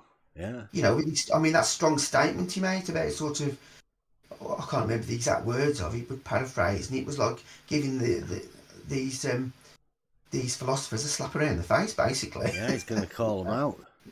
He's going to point at bad logic and say that's fucking stupid. But it just appears that somehow that they won out, didn't they? They seem to have got the upper hand, but I'm hoping that somehow people are turning a bit, and I'm hoping that they've pushed too far these last few years, and I'm hoping that they've tipped us over a tipping point where people are going to start looking back now and thinking, what the hell went wrong? and start looking back at this stuff. I mean, that's my point. I want my grandkids to. I want to be able to show, lead my grandkids into this and sort of say, "Come on, look, it's your generation now. You've got to recover this, and try and get back to it." I feel that with a passion, really. I'm not doing it for myself, really. No, I'm on the last legs of Marlow. Right, so that's your rhetoric. So you're talking there about your propositions and the grammatical expressions, and how to communicate. So it's all to do with communication, and it's communication of mind. The proposition asserts a relation of terms. So we're going back there to your terms where your logic's involved. It consists of subject, copula, and predicate. So, you're making up a structured logical argument there where you're combining you've got your subjects and you're combining them in certain ways, and then you've got your predicates and all the rest of it. All of that will come out as you go into studying like the logic and the rhetoric and everything further down the line. But this is just giving you a basic. You can go down to look at your syllogisms, the act of reasoning by which the mind perceives that from the relation of two propositions called premises having one term in common. Then necessarily emerges a new third proposition called a conclusion. So you can see how there's all a very structured way that we need to learn to deal with all of this knowledge and this information and this wisdom that we develop through the Trivium. And it's going to be a big learning curve for a lot of us, I think. And I'm sure that there's many of you already well down the road on this with the work that you've been doing over the last couple of years. And I'm hoping to pull myself up using your bootstraps really to get myself up to speed. Our rhetoric again, just a proposition of the grammatical expressions. That's just a repeat of that. Basically, your Trivium, your three Trivium, your grammar, your logic, and your rhetoric, they are pertaining to states of mind. So this is where we're building on the mind. This is why the Trivium is so important at this stage. It's the mind that we're working on, not so much the physical reality, even though we're learning about it all the time with your geometry and your music, your arithmetic, and your astronomy and everything. But what we're starting with is our mind. We're working on the mind, sharpening the mind, making it a tool for bullshit detecting, really. That's how I describe it. So your Trivium is your grammar, your logic, your rhetoric. It's part of your 7 liberal arts. The other one is the Quadrivium. I'll just quickly go through the Quadrivium. I'm not doing a lot on it, just doing the definitions. It's a place where 4 roadways meet. A tool for bullshit. It's just different roadways. You've got arithmetic, which is the theory of number. I don't want to go too far because this can drag us into big conversations that we're not really ready for yet. Music, music is an application of the theory of number, but it's applied to the measurement of discrete quantities in motion. So you're talking about number to music to the spheres, the harmony, cymatics, all that overlap between number and music and harmony. And I'm sure Buster's probably been going on about this for a long time, I should imagine, because I know he's been talking about the Trivium and the Quadrivium and that. And it goes even wider than this I'll explain a little bit how it develops.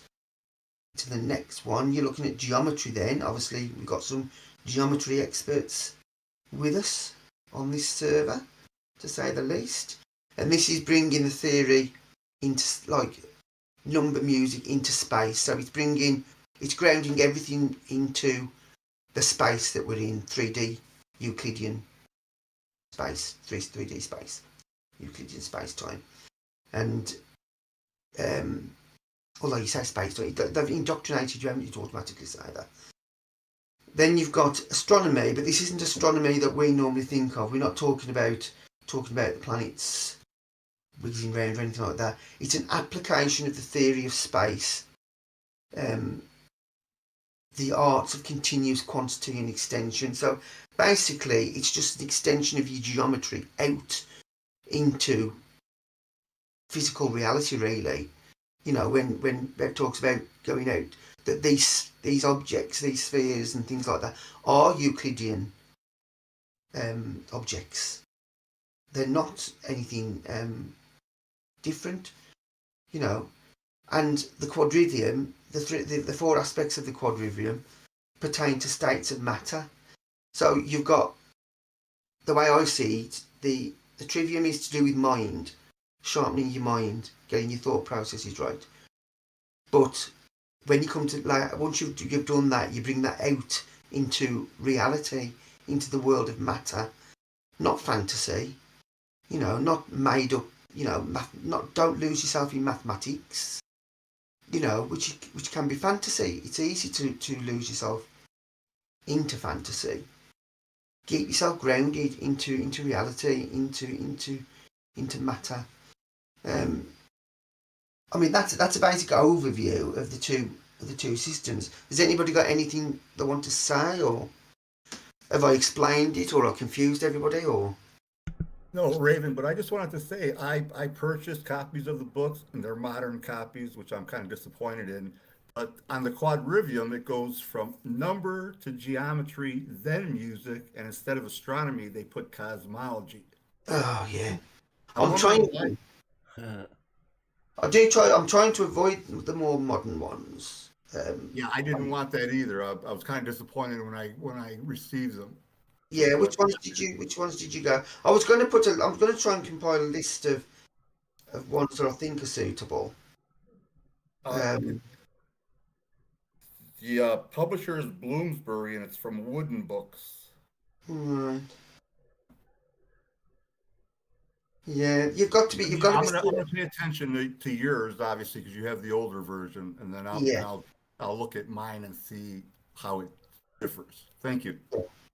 Yeah, it looked good. What I'll start doing on the little section we've got for the Trivium, I'll put some links to the ones that I think are more pertaining.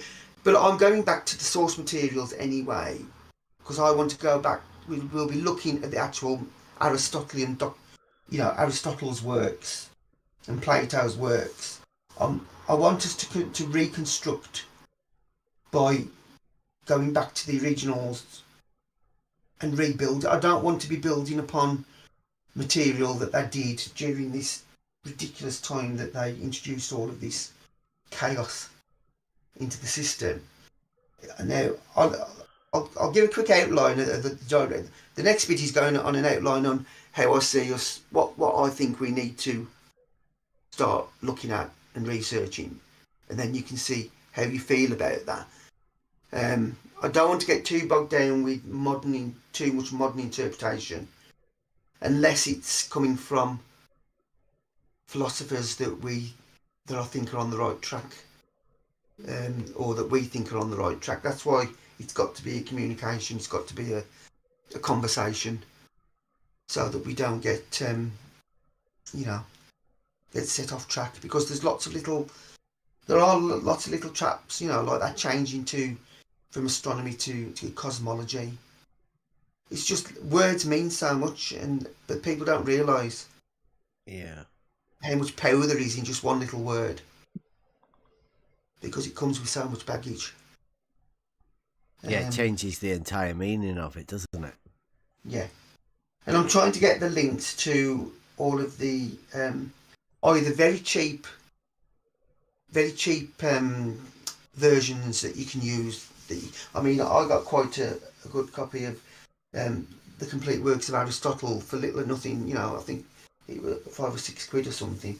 But there's lots of online. You can get lots of this stuff online for free. And what I'm going to do is I'll try and build up a resource of links where you can download some of these older books. I've got some useful links on. Particularly, I've got some really good links to do with Euclid, and all that work from Aberystwyth Welsh Library. They gave me a link to to sites where you can download a lot of this old material, and you can go back to that and you can actually see where they're starting to develop this paraconsistent logic, and you can see where the mistakes are happening. You know, you can see when they start attacking the fifth postulate and the 12th axiom, and they start changing and, you know, talking about parallel lines instead of triangles, and you can start unweaving and going backwards. Because I know, Bev, you've been doing that kind of thing, haven't you? You look back and you see where this has been done. You can see the change, right? Like the lady who wrote that book that you've just been talking about. I mean, there's no way she was living in this paraconsistent logic. I mean, that wouldn't have stood a chance with her, would it? She'd have slapped him round the head with it. She would. I mean, there's a fantastic Thomas Aquinas has done so much work on Aristotle and Aristotle's logic and grammar, and he was like early 13th century, and you know, I've got one of his, a very short introduction to Thomas Aquinas.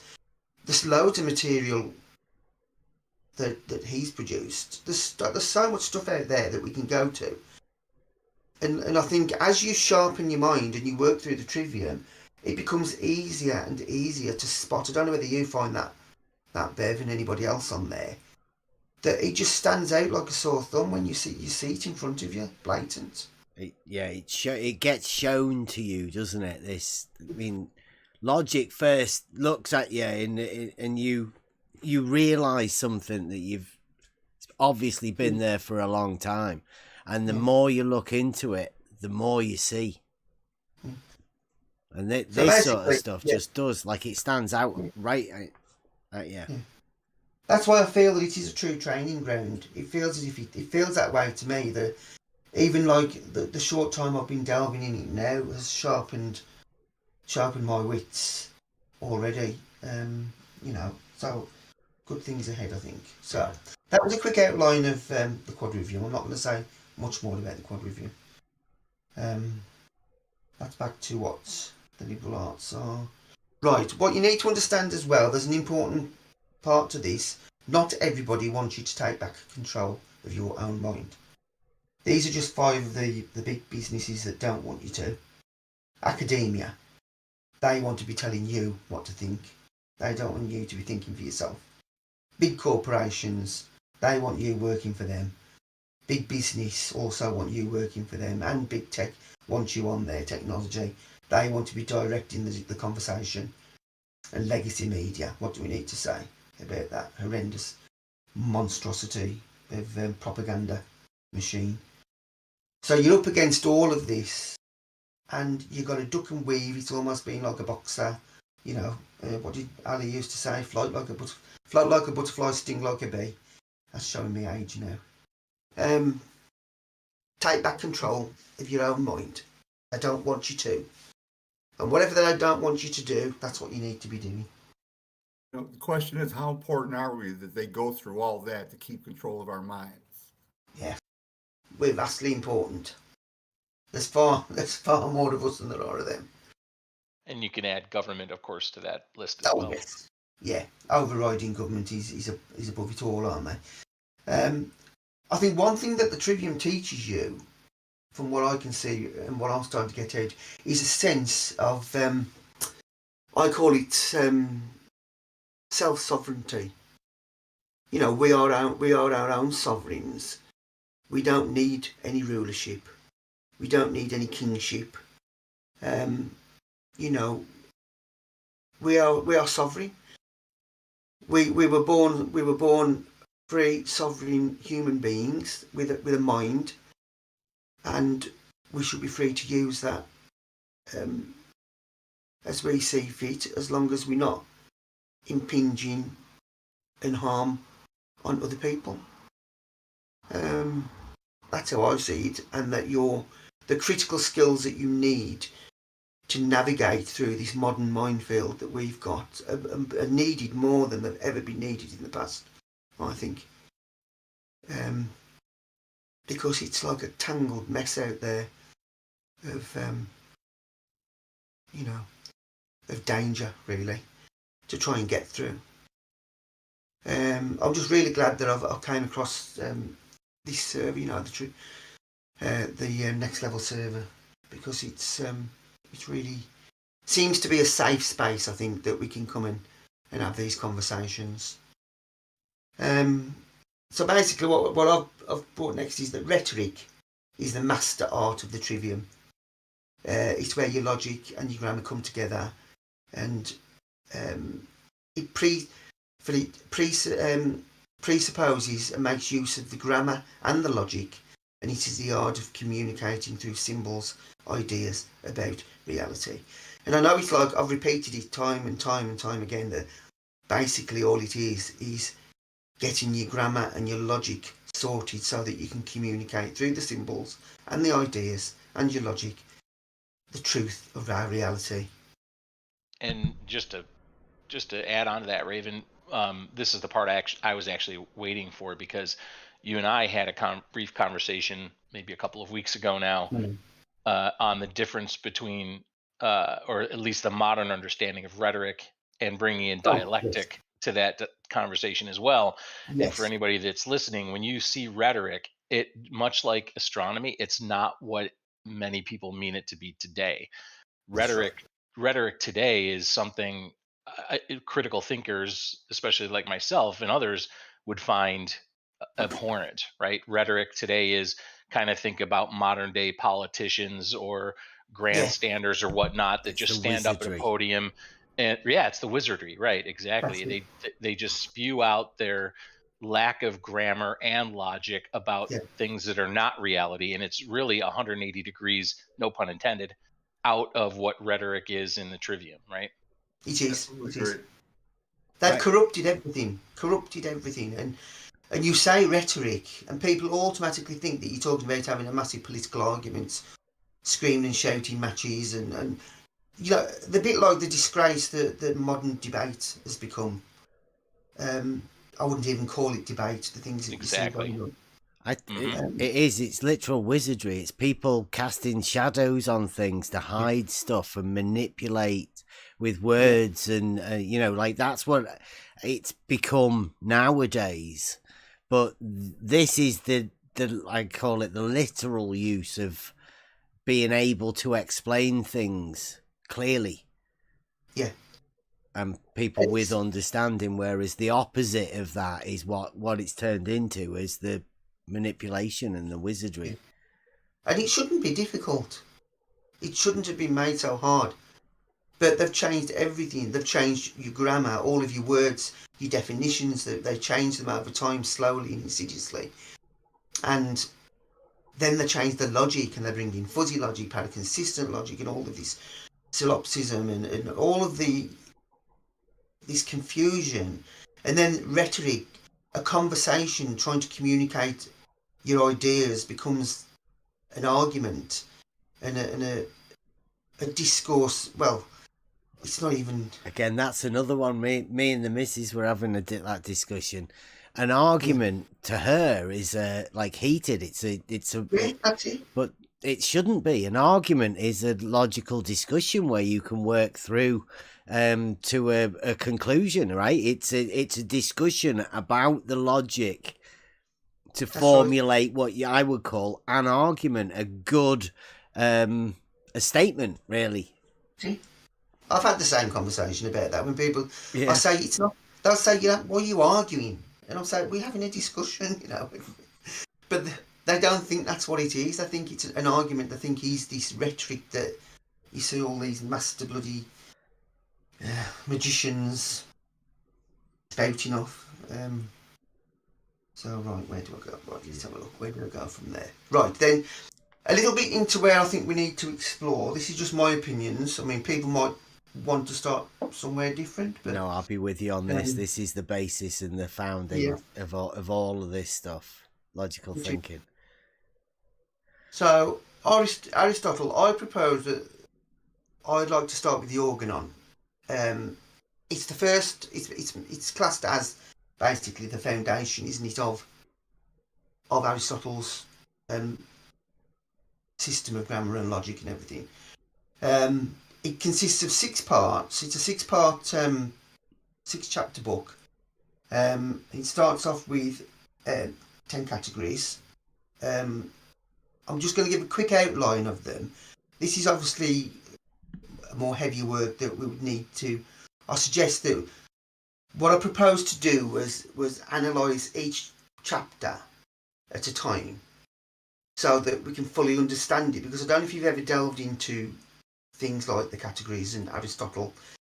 He's a very heavy thinker, and it takes a lot of work to get through. I think it's simple ideas and everything, but you need. I don't think it's the kind of thing you just read and understand. I think this is where I say I want conversation, because this is where you need other people's ideas coming in, and you need other people's viewpoints. I see it like this, how do you see it, and these kind of things. So what I proposed was, if everybody's up for it, is going through, say, like starting at part 1, working through the first 6 chapters of the Organon, and then you'd be the categories. It's a text from Aristotle's Organon that enumerates all the possible kinds of things that can be the subject or the predicate of a proposition. They're perhaps the single most heavily discussed of all Aristotelian notions. The work is brief enough to be divided into books as usual with his works, and he has 15 chapters. The first 6 are particularly important because they're involved in the categories. The categories places every object of human apprehension under one of 10 categories, known to medieval writers as the Latin terms predicamenta. Aristotle intended them to enumerate everything that can be expressed without composition or structure, thus anything that can be either the subject or the predicate of a proposition. So basically what he's doing is breaking down everything that exists. He breaks down into these 10 categories so that they can then be used to construct the logical arguments and propositions. And it's a fascinating. I've started working through the chapters at the moment, and that's a fascinating process to go through. It'll be even better once we've got it up and running and we're having it as a conversation, I think. Then you got part 2, which is called On Interpretation, and that's the second text from the Organon, and it's among one of the earliest surviving philosophical works in the Western tradition to deal with the relationship between language and logic.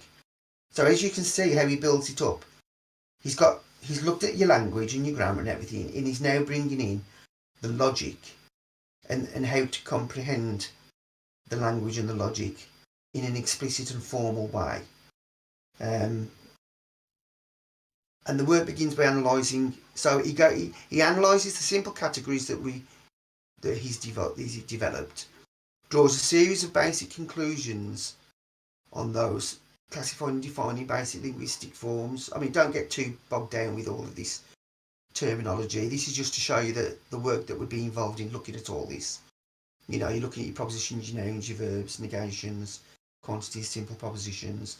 So this is the foundation. You see where he builds his logic foundation here, using the categories and the grammar that he's developed, utilising his categorisation of reality. Hey Raven, can you go scroll back up just a little bit? Yeah. I just want to make a quick point. To me, this is super important, especially for us in modern times. So for anybody that's done any kind of Bible study or teaching, there's a principle called hermeneutics, which is taken from this. It's the art of interpretation. And one of the things that, as we go through this, one of the things that's going to be really important, just like the discussion on rhetoric and some of the other things, there's a modern day conception of certain words or propositions, but that's not what's important. What's important is what it meant to the originator of the content, right? So that's where it's difficult for us today. And just taking it back to kind of the biblical thing, that's what makes it so hard for a lot of people to get into biblical study, is you really have to try to understand, and it's not easy to do, what those words and stories would have meant to people at the time or the writers at the time. And so it's going to be super important when we go through this to remember this is Aristotle. This is hundreds of years ago, and we're going to have to work, like Raven says, to really understand it and get our minds as far back into that as we can. It's going to be difficult. It is, but it's not impossible. Correct. Yeah, correct. This is why I'm saying it's got to be a conversation, because we've all got to bring a little bit of knowledge to it. I mean, I have been doing some work with looking at the old biblical texts. I've got you know, you can get Esau and things like that, and I'm cross-referencing all of the old biblical words against modern interpretation. You can see that what they're saying now isn't what was written, and it's really fascinating. Yep. I'm trying to learn myself a bit. I'm trying to pick up my Latin as I'm going along. I'm trying to pick up the Greek to look at the original meanings. And I know we're lucky enough to have like SE, who I think can speak some Greek, isn't there? FPV in the live chat just said that's where etymology helps. Totally agree with that. Absolutely. Yeah. So, I mean, I love the etymology and stuff like that. We've got to get back to, that's why I don't want to start with these people who've been messing around with you in the middle. I want to go back to the sources, and I want us to build back. I'm not going to say that thing that they say from the Economic Forum. We want to get back to this, to what was meant originally, I think, and that was a valid point that you've pulled up there. But not to like negate how difficult the work's going to be. It is going to be a mental. But I think it's going to be enjoyment. I think it's going to be. It will. Pleasurable. Yeah, it definitely will. It's about the identity, isn't it? Right. Yeah. Ideally, it's if you can identify something, then you can identify what it does, and you can identify more about it. And it's all about the identity of the words that we're using. Yeah. And as long as we know, if we've got our agreed terminology, we know what we're talking about, and we can have a proper logical conversation and argument around whatever topic we're talking about. The problem you've got, I think, is how do we communicate that to these people who are immersed in this mess of logic that they've got themselves into. We're never going to be able to do it. Hopefully we can just do what we do simply as possible and hope that they just... Well, like I said, I'm doing this to pass on, hopefully to pass on to my grandkids. That's why I think we need to stay at the base level as to not lose people, because this can seem as though it's beyond people's grasps, right? It can seem like it's very complicated, but it really is not. No. I'm trying not to overwhelm people with it. I'm just trying to, but I don't want to like underestimate that it is hard work. It's not. It involves, but people can dip in and out, can't they? You don't always have to be sticking with it. You know, you can come and catch up and pick up where you've left off if you need a break from working on this. You know, we may decide to swap things around a bit, or look at have a break and perhaps look at some of Plato's stuff that relates to it as well, and feed some of that in, and try and make it interesting, and people bring things to the table that they come across and find. Okay, so basically that's what that chapter's about anyway. We'll be looking at that. It's to do with all that language and getting it all the symbolic logic sorted so that we're all talking from the same base and coming from the same place. That's a bit of a long thing to read. You don't need to read. I don't know. I might be able to put this on as I might try and load this down as some kind of PDF that people can run through, or PowerPoint that they can run through if I load it onto the server or something like that. So if you don't mind, I'll try and see what we can do and get it on the website, because I wouldn't mind to do all of this sort of stuff as much as we can. So now I can put a lot of this in. in different formats like PDF and things like that. So we'll have a conversation about that and see if we can get it pulled together then, okay? Yeah. Because there's the stuff here that people can go and read, just little prompts, a little bit more time to digest, rather than like, it looks a lot when it's just thrown at you like that, doesn't it? Yeah, yeah. Yeah, And then you got... Go on, sorry. Go on, no. I was just saying, now you're going on to part 3, which is prior analytics. They're all like strangely named things, but here we're talking about, I mean, somebody that knows Latin would probably get more from analytica prioria. It's just means the main analytics, I presume, something like that. It's the work by Aristotle. Oh, it's his work on his deductive reasoning, known as his syllogistic work, composed around 350 BCE. So we're going right back, you know, to the originals. Well, that's around the same sort of time that Euclid. It is, yeah, because he mentions Euclid. Yeah.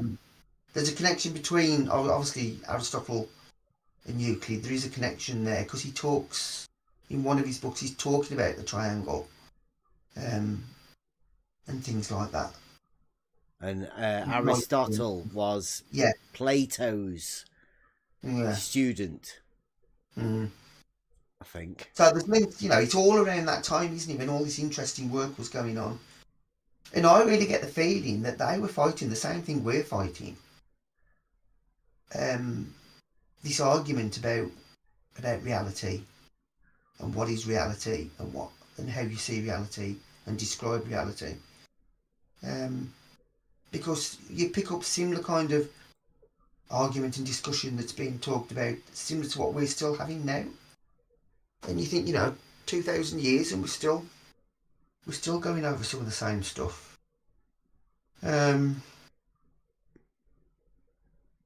Something here that might be worth us looking into. I'm interested in what was going on around here, because I've just pulled this off somewhere. I can't remember. I pulled this one off now. They're talking about modern work on Aristotle's logic builds on the tradition started in 1951 with the establishment of this Lukasiewicz of a revolution paradigm. This approach was replaced in the early 1970s by a... Where have I gone?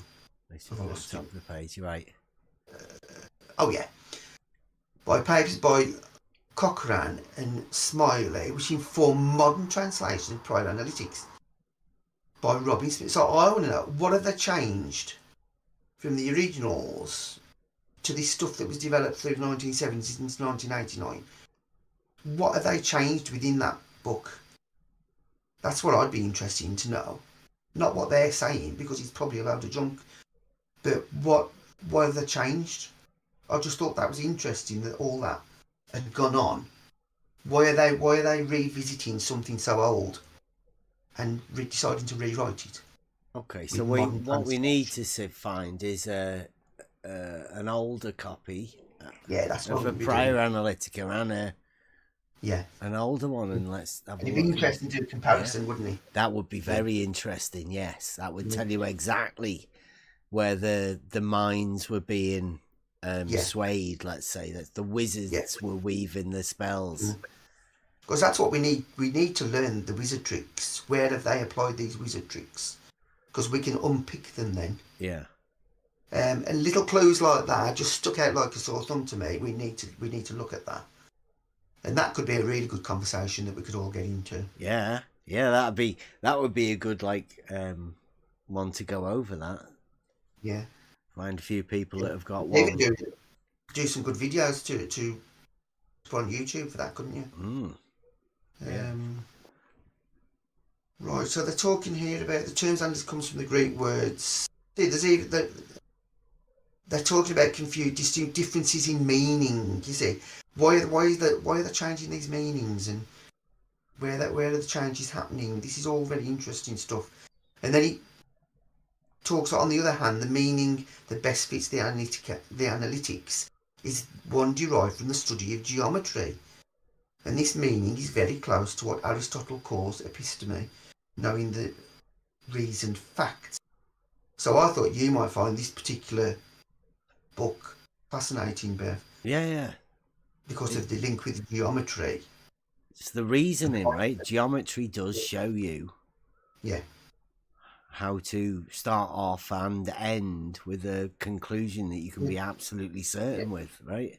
I'm looking forward to this Yeah. one when we get to it.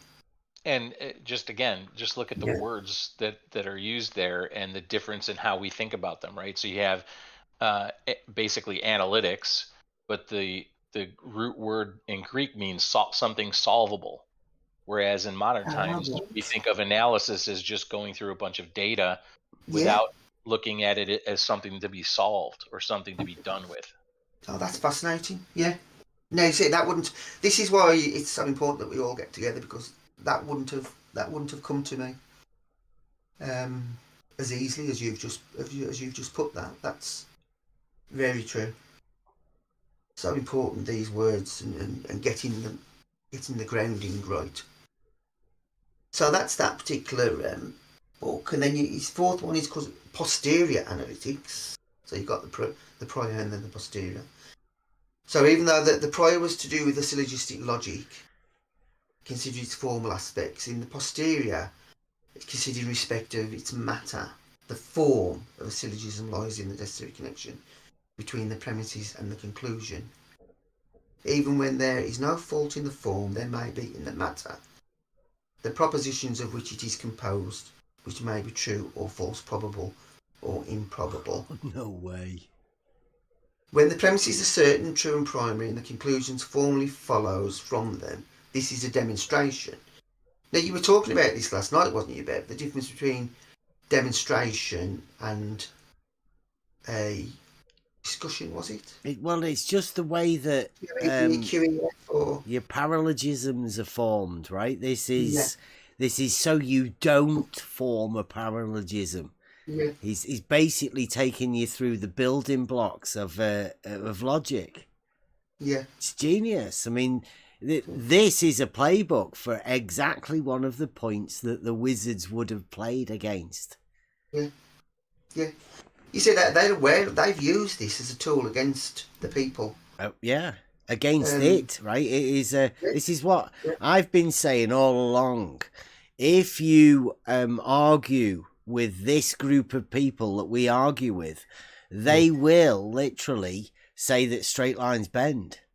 So it's not worth actually having that conversation with them. This is, this is for us and not for them. They won't be able to even understand this. Yeah, they're even talking here, a syllogism which seems to be perfect both in matter and form, but which is not, is called sophistical. Yeah. This is their sophistry. And that's dealt in the next book, which is Sophistical Refutations, which is where we look at the, it's a bit further on, I think it's book 6. So you get to topics first. Let's just see what topics call the same thing, elements and topics. Oh, this is to talk about different forms of argument that you get, forms that aren't talked about so much in other ones, such as entheomemes and things like that. So that's more talk of different types of logical argument that can be used, which is a fairly interesting one. But and then you've got the Sophistical Refutations. This is where he goes through all of the fallacies that Aristotle then goes through. You're begging a question and all the other ones, the straw man fallacies, and he goes through them all. He's got a big list of the different fallacies that he's identified that the sophists use to make money from apparent but unreal wisdom. So it's all fakery. It's all wizards behind the curtains, the Wizard of Oz and all of that. Yeah, well, I think back in the day, the sophists were the ones that were teaching. That's the modern academia, right? The people employed people to teach their children, obviously, the wealthy people. And once you put money involved in it, then anything can happen. And here it seems to be talking about like the modern debate type of system, the arguments used in competitions and contests are the main subject of this book, as if But that's not what we want. Truth, Yeah. not entertainment. Yep. The semblance of wisdom without the reality. Yeah. That's profound. So that was, I identify the Organon as an important piece of work. Wait a minute. That's genius, because it says the arguments used in competitions and contests are of main subject of this book. Well, this book is about sophistry. Yes. So they're exactly right. They're telling you that the main arguments in competitions and contests is a load of sophistry. Yeah. Exactly. You're demonstrating your skills as sophistry. That's all you're doing. Yeah. But people believe it as truth. Well, that they believe that's what the argument is. Yes. Who can get one over the other person, and who can spot the all these little bits and argue about that rather than actual points. And I think the usefulness of this particular book is anybody that's not very good at identifying the sophistry, this will be helpful to learn about, so that you can then spot all this sophistry that goes on. I was just saying in the chat, people are dropping off. Sorry, people. This is we're going over an old Trivium thing, but I mean, I completely forgot about all of this stuff. This is amazing. We never got to talk about the sophistical refutations, did we? We never got to them. We never went over them. We will be doing, though. This is where we're dealing with the sophists, the modern day sophists. This is brilliant.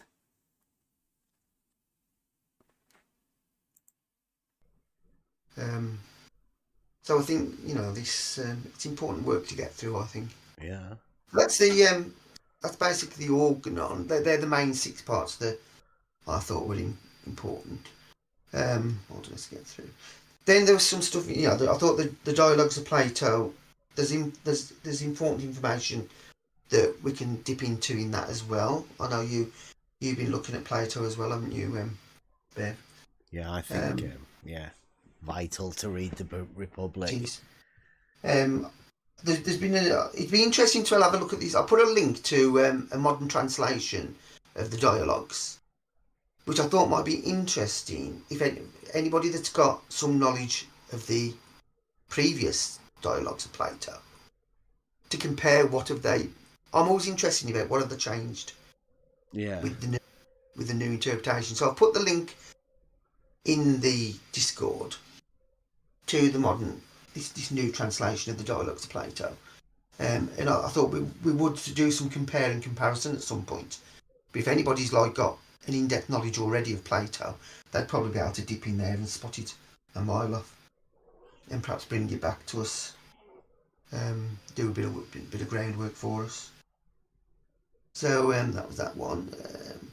The function, there's just some basic outlining now of the function of the Trivium is the training of the mind. Just want to reiterate, for the study of matter and spirit, which together constitutes the sum of reality. I am a bit of a hermeticist. I have to admit, I have got a metaphysical aspect to my being, which I shan't deny. But this is all about grounding myself in reality, and going back to the basics of where all this began with the Trivium and training of the mind, sharpening of the intellect, becoming, like I said, a bullshit detector. I think there's no other way of determining it, really, which is what we need to be. This was somebody else's words, not me. The Trivium is, as this person said above, the foundation stone of the 7 liberal arts, and really provides us the method and ability to communicate. It's composed of grammar, logic, and rhetoric. Simple, fairly basic. These are some more descriptions of what they are: grammar, knowledge, and learning of language, logic, reasoning, questioning, thinking with language. Rhetoric is directing, moving, persuading, using language.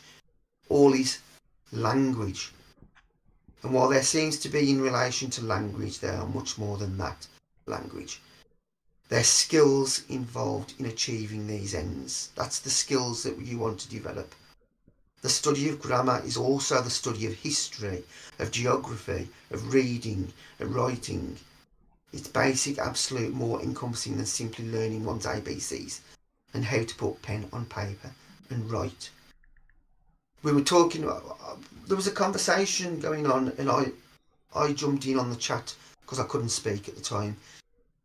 I think it was with Buster, because it was to do with music and cymatics.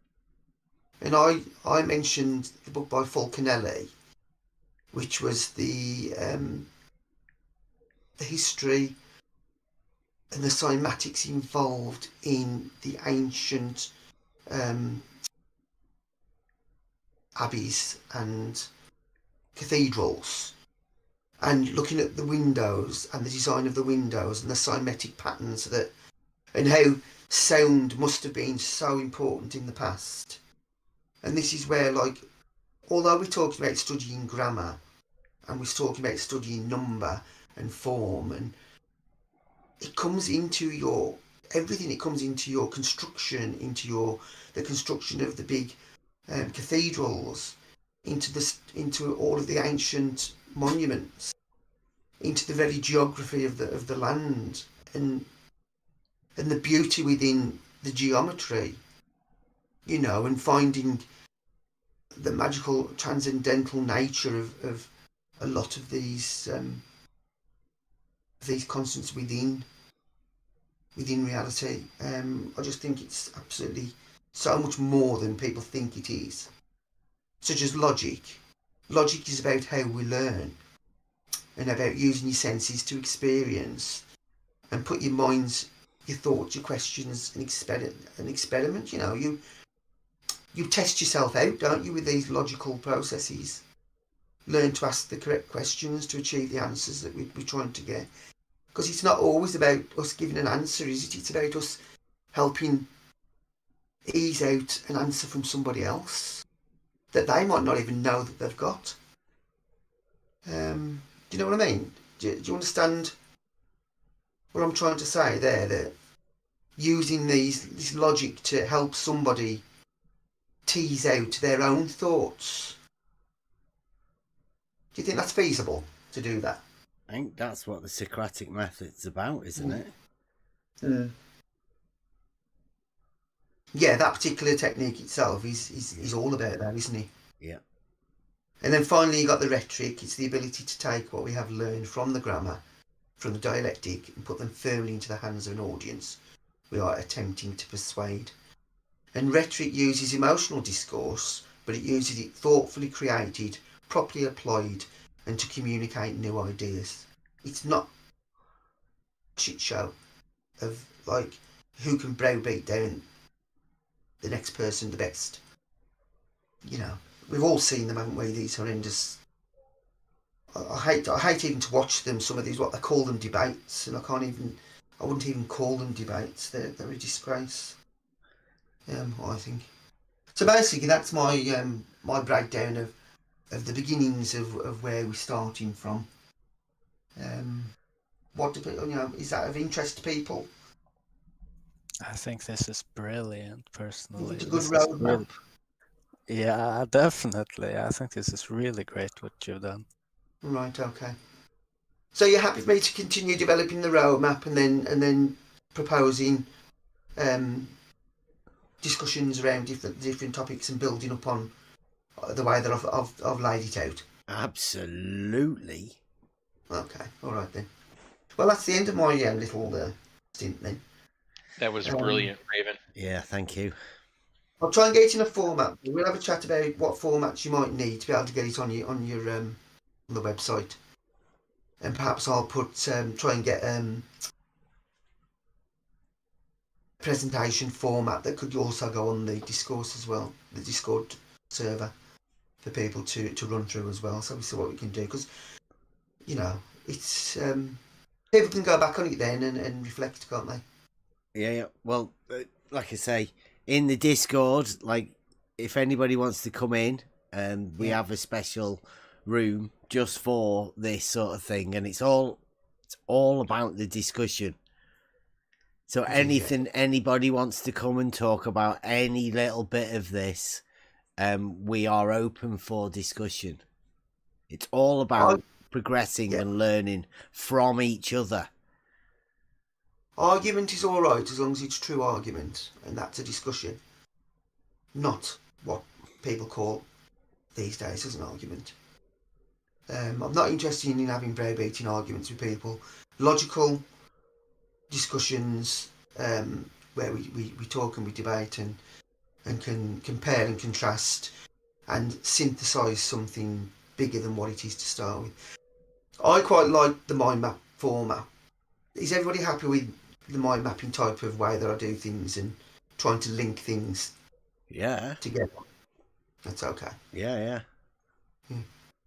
Okay then, so I can probably close my side down then, can't I? And we can move on to whatever else you want to talk about now.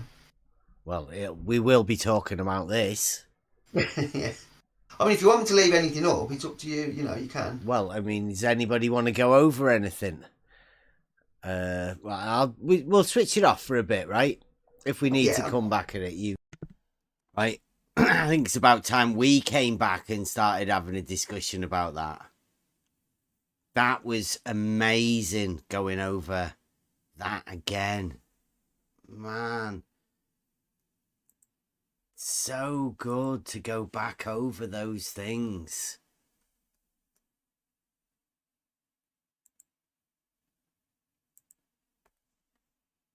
There's only a few of us here now. Sorry, guys. That was good. We will be going back over that. As we were listening to that, I was going over buying all of the books that Raven was using. So I've bought most of those books to go over, and obviously we will be going over that, all of those things.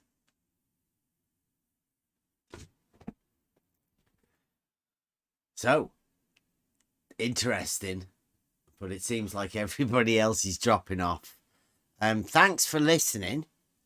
This has been us going over Red's Rhetoric, and then afterwards going over the Trivium, which initially led me to an interest into why Red's Rhetoric had decided to use that particular name.